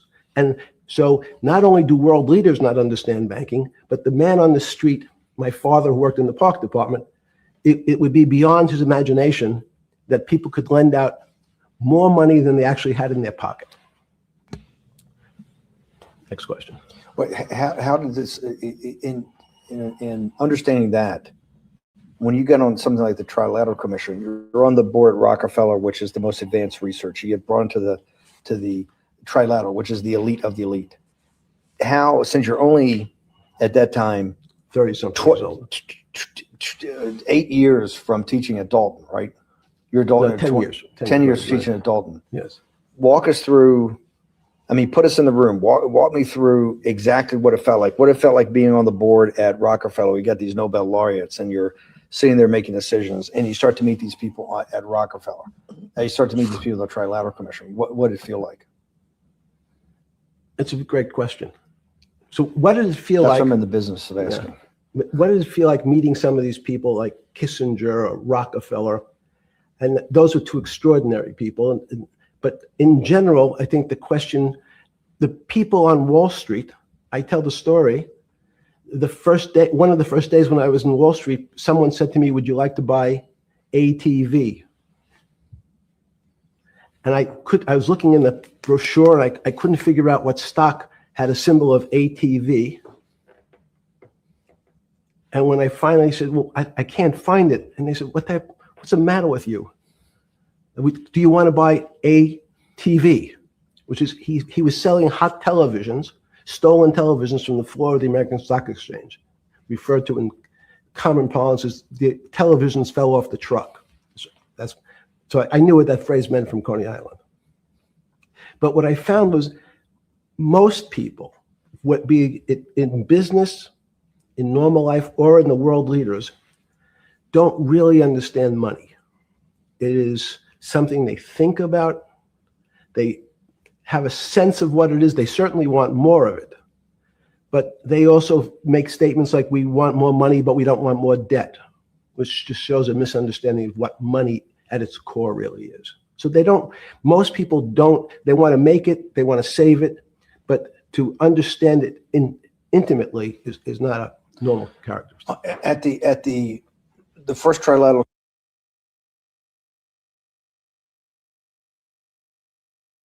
or something. Uh-oh, sorry. Just give me approximate. You joined the trilateral I commission. think it might be And we'll be able to show we'll pull down the chart of where your name was, but just give me roughly when it was. I think it could be 90. I don't remember. Okay. Let's say early 90s. Yes. When you got on the trilateral commission and had do you remember where the first meeting was? It was in Tokyo. In Tokyo. And at what hotel? I would like to say the Hilton, but it's probably not. And it's a 3-day, 4-day? Give me some 3-day event, and walk me through the whole thing. Speeches. It starts with a dinner. Just walk me through it. It was boring. You couldn't possibly think it was boring. It's It bullshit. was boring. You had to be so- stars in your eyes. No. Did you fly over privately? Yes, but it wasn't my plane. So it didn't count? No. You fly over. Yes. And it was who were the first, like when you first met those leaders, you had to be wowed. No. You're 10 years out of Coney Island. No, I'm not wowed by people of position. I'm wowed by people of great ideas. And I don't care if it's the bus driver. I don't care if it's the student I had who has teeth coming out. Well, every these guys direction. have to have great ideas. They're the leaders of the 3 great continents of the world: North America, Europe, and Japan. No, many of these world leaders become world leaders because they're popular and they were able to get votes, or they were able to convince people to vote for them. I learned later. Many of them were just good at what they did in terms of politics. Remember, world leaders are politicians in general. They're not scientists. They're not intellectuals. They're not great thinkers. They're great politicians. At the first Trilateral Commission meeting that you remember in Tokyo sometime in the early 90s, do you remember what were the big issues of the day that they were talking about, and what did you think about it? Yeah, in fact, it was funny because they were talking about inflation, and they were worried that what would happen, how do you control inflation? And as a mathematician, I didn't understand the concept. I don't understand the concept today. How's that possible? Well, when you talk about most things to do with money, money is meant to be local. It's US dollars.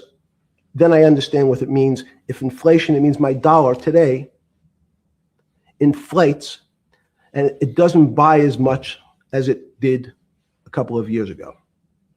The prices go up. It seems that everything is great, but in fact, my dollar is shrinking in value. And you're the financial genius here. I'm just a lowly M&A guy. Sure.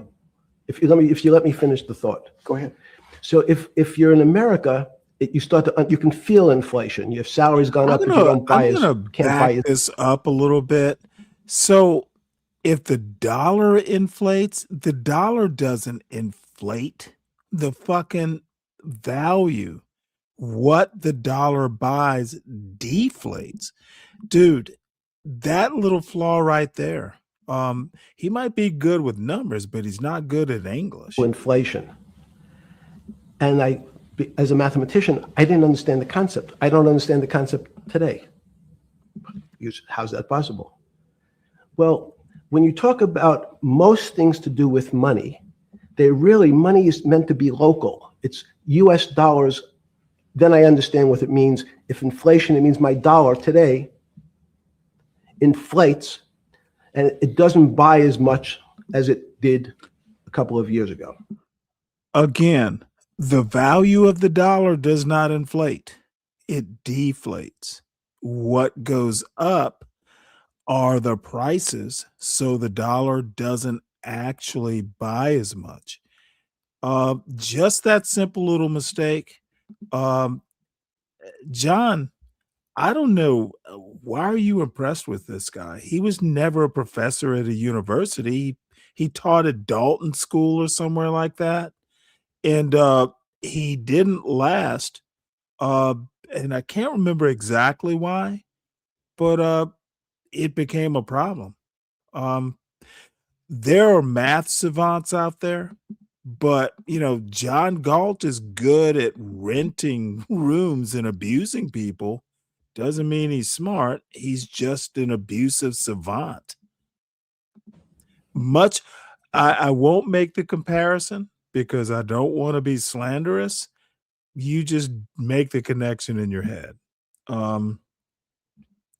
Savants are good, are good at what they do, but maybe not so much well-rounded. I've talked constantly about, being well-rounded, being a math savant in teaching at an elite high school. So what? When you get my age and you've been successful, you look at people and go, yeah, well, is he a good person? And that's really the measure of all things. I'm not impressed that he was a fucking quote professor for 10 years. Look at the bigger picture, John. The prices go up. I don't have, it seems that everything's great, but in fact, my dollar is shrinking in value. If you, and you're the financial genius here, I'm just a lowly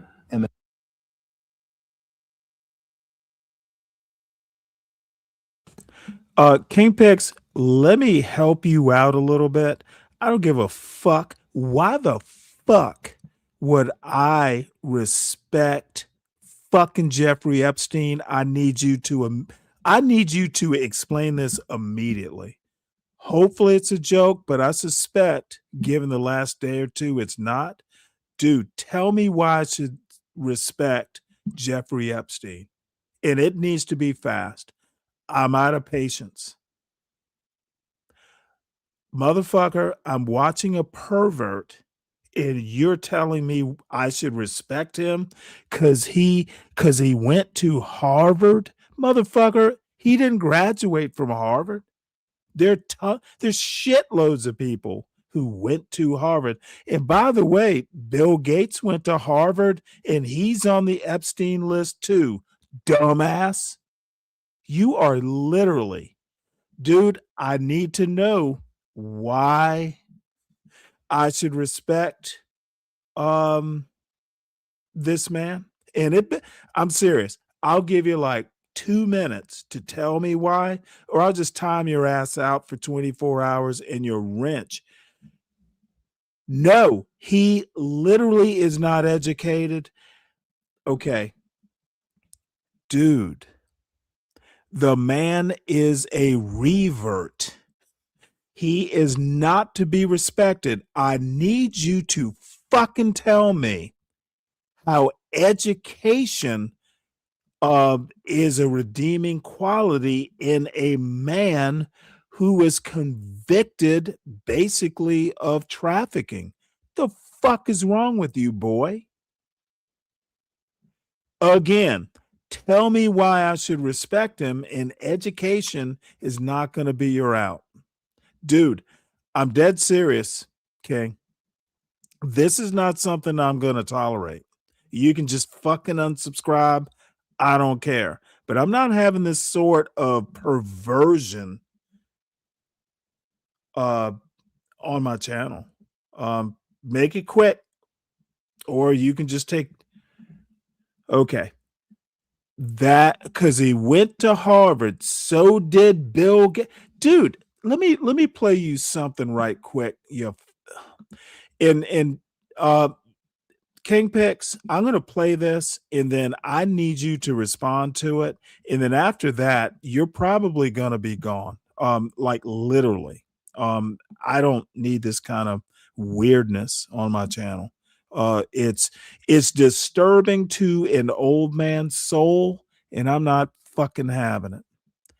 But let me find this, and then I'll need your dumb ass.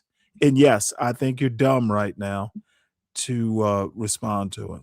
Give me 1 sec here. Somewhere down here. The wife of a Harvard graduate. God damn it. I cannot show it. Fuck. Let me see if I can find this somewhere else. Because quite frankly, I'm done watching Jeffrey Epstein.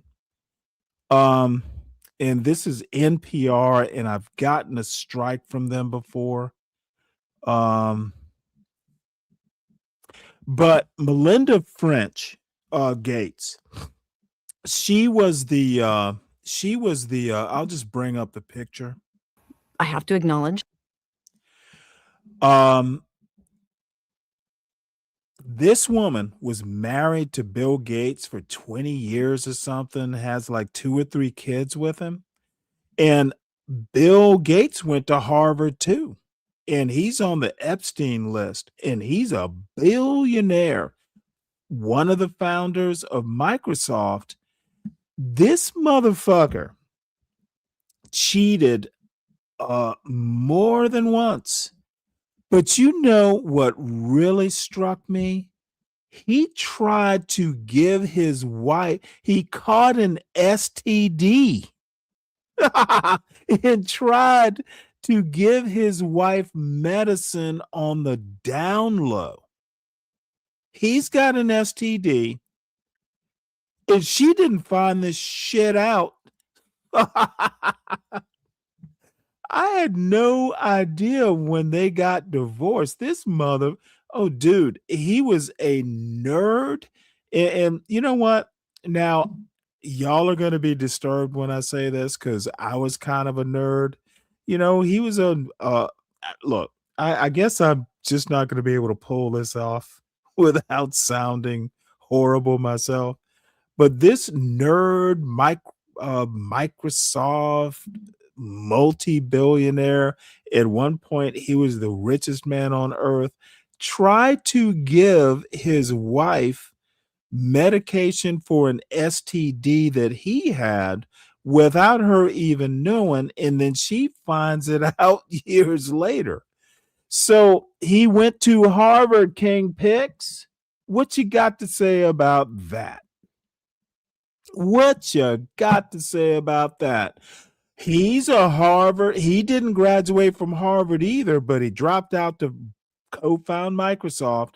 And by the way, the only reason he had affluent parents, and Bill Gates's mother was on a what is it? What a big ass charity that actually I was a part of way back in the early 90s. I wasn't a board member, but you know, I was one of the like a corporate liaison. This motherfucker, he did not invent something. His mother knew like some muckety muck at IBM, and she was like, oh, hey, you know, my son is good with computers and shit like that. So he basically had the skids greased. However, he did go to Harvard. He did drop out to co-found.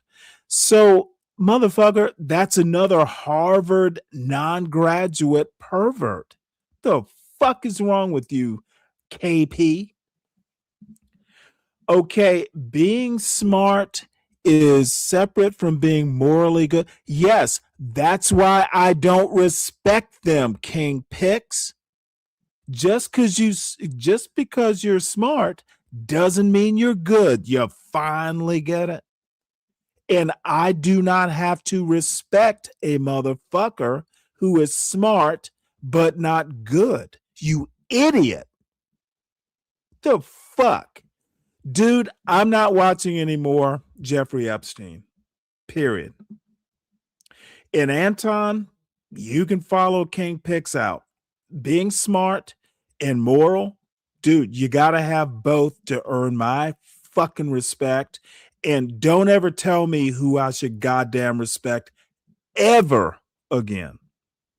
Ever. Don't you ever talk some shit like that on my panel or in my chat again. And you have a good night, sir. 24 hours. Come back. You can unsubscribe. I don't give a fuck.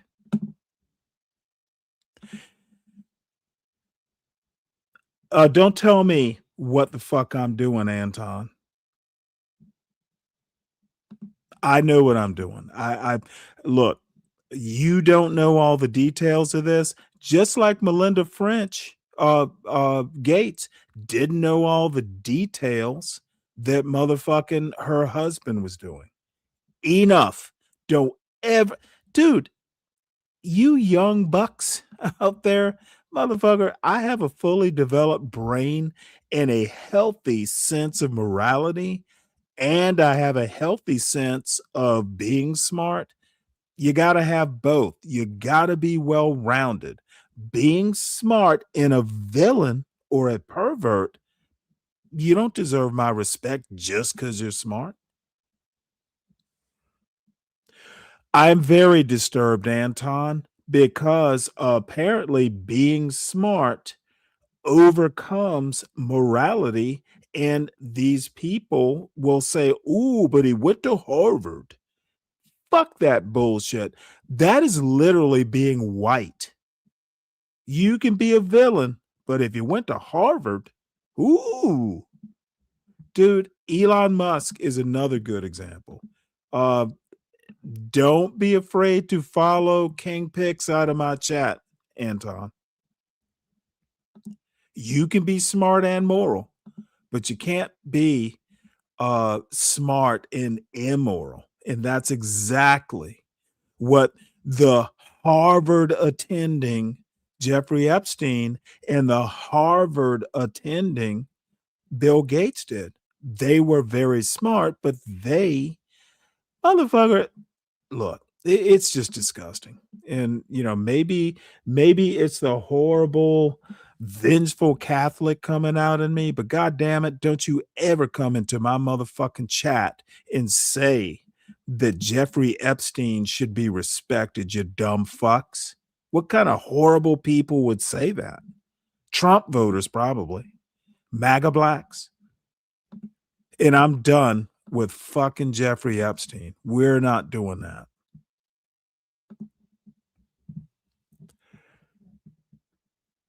Yeah, I don't really give a fuck what you didn't see, Anton, but I am annoyed. I am agitated. I am disturbed. 100% I am. And, you know, the person who is agitating me can hit the showers. If he comes back, I don't give a fuck. I should respect him.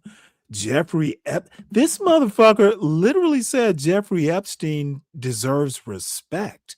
What kind of weirdo would say that? Dude, I know this channel has some characters, but really?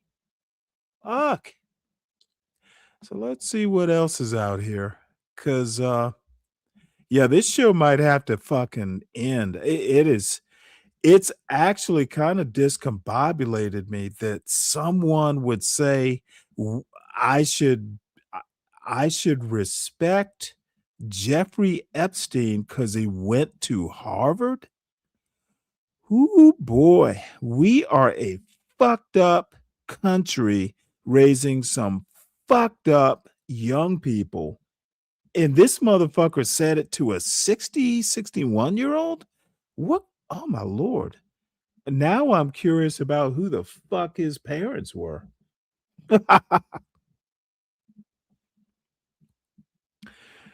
Let's see. I suspect there is nothing here that will soothe my annoyed soul after that bullshit.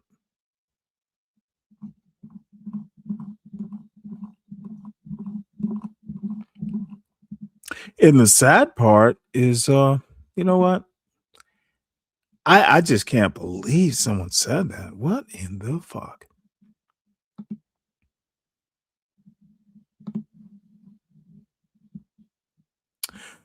Huh.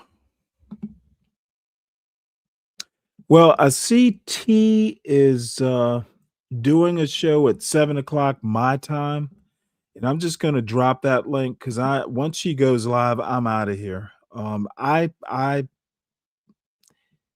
I'm really disturbed at that. Who the fuck am am I giving wrenches to?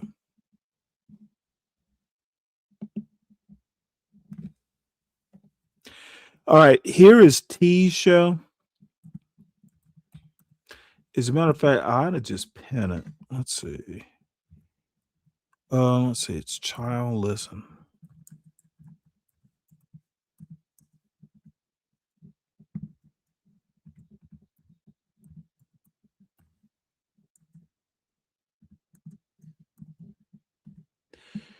I will pin it. And if I can't find anything, you know what? I'm just gonna read this and get the fuck off the air. My my chi is my calm still waters have ripples after this. So that's just what'll have to be. I honestly don't think I've ever been so annoyed. This motherfucker literally said that Jeffrey Epstein deserves respect because he went to Harvard. What the fuck? Let's see. Zhang, let's see. Usually Jeffrey did the glazing. Now King Pix is glazing him. How the tables have turned. No idea what that means, but you are on that razor's edge, son. Frontal lobe privilege.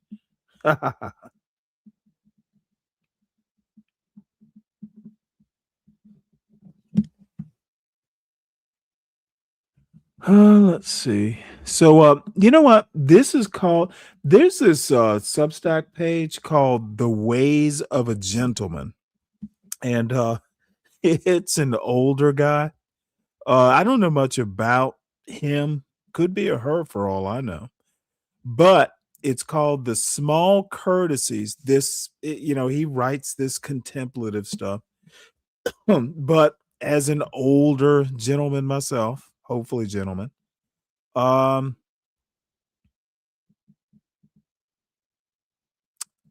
kind of find this interesting. So the title of this Substack essay is called "The Small Courtesies That Shape a Man in His Relationship with a Woman," which is oddly apropos given that someone expects me to motherfucking respect a trafficker. Jesus fucking Christ. Okay, so many men assume that what sets them apart must be dramatic or flashy or going to Harvard. I'd argue that some try too hard, attempting to be overly witty or worried too much about material possessions. While these things are not inherently bad, they are rarely what truly distinguishes one man from another. What separates men in a lasting way are the small courtesies practiced consistently over time. These moments will seldom draw attention from others. They are quiet and might even be overlooked, but they shape both a man's character and his reputation in ways far more enduring than any ostentatious display, like graduating from Harvard or attending Harvard. The way a man conducts himself day to day and the manner in which he treats others reveals a great deal about who he is beneath the surface. Character is most clearly observed in the small choices a man makes, like who you respect because he went to Harvard, especially in his interactions with women. In this article, we will look at why this is important and review some of the small courtesies that set a man apart from the crowd. And I'll just read that preamble. I don't actually pay for this. I'll either pay for it or figure out how to get around the paywall, which would not be the way of a gentleman. But so we go. So I am out of here. I literally, yeah, this YouTube bullshit. I'm and dirty. You know, I mostly apologize to you, but my fucking still waters. I can't believe someone actually said in my motherfucking chat that Jeffrey Epstein deserves respect because he attended Harvard. And I maybe he did, but did he attend Harvard? I don't even know. But the bottom line is, how do you even justify a little bit of respect for a man who did what he did for years? This is the same thing as saying, you know, someone deserves respect because they figured out how to make $1 billion. What the fuck is wrong with America and the kids that we are raising, our young people? This is truly disturbing. I don't even know where to go from this, but you know what? I haven't even made it to 4 hours, but that shit just kind of, yeah. I'm gonna have to go and, you know, I made some fresh bread. I'm gonna make a couple sandwiches, and I'm gonna sit here and just eat my sandwiches and just read a book. And I should be back around. No, I would never go to Yale either, motherfucker. It's too cold up there. I went to the University of Georgia. That's good enough for me. It's a good enough school. It's warm most of the time. So I will try and be back around 2 because I've been later than usual. Might be a little bit later than usual because I have apple pies to make, oddly enough. And but I just don't. You know, I'll y'all go to T's show. I posted the link. She won't be starting for another 35 minutes or so. She might be late, who knows, but I'll see y'all in her chat. I'm done with YouTube for the day. Good to see you, Kelvin. See you tomorrow. I'm not an economist, so you're probably right. That, and I don't live in England, and I have no motherfucking desire to go to school in London. Why the fuck would I do that? I couldn't get into London School of Economics because I would never apply. Can't get into somewhere you don't apply. They're way better economics programs. Stanford would be one. At least it's warm there. So go respect Jeffrey Epstein like your compatriot King Picks and, you know, other people. No, I Harris tweed jackets and Downton Abbey. Those are the two best. Oh, wait, hold it. All Things Great and Small. Yes, but those are 3 of my favorite things about Britain. Everything else, I don't even like Stilton cheese, and I like cheese, but Stilton is just, it's a cheese too far. So See y'all tomorrow. Try and be back. Y'all forgive me, but I just had a day. I can't take the moral rot that Donald Trump America is giving to our young people. And King Pix, motherfucker, you need to realize who I am. I am not gonna tolerate moral rot. And you can go be a weirdo in someone else's chat. So see y'all later.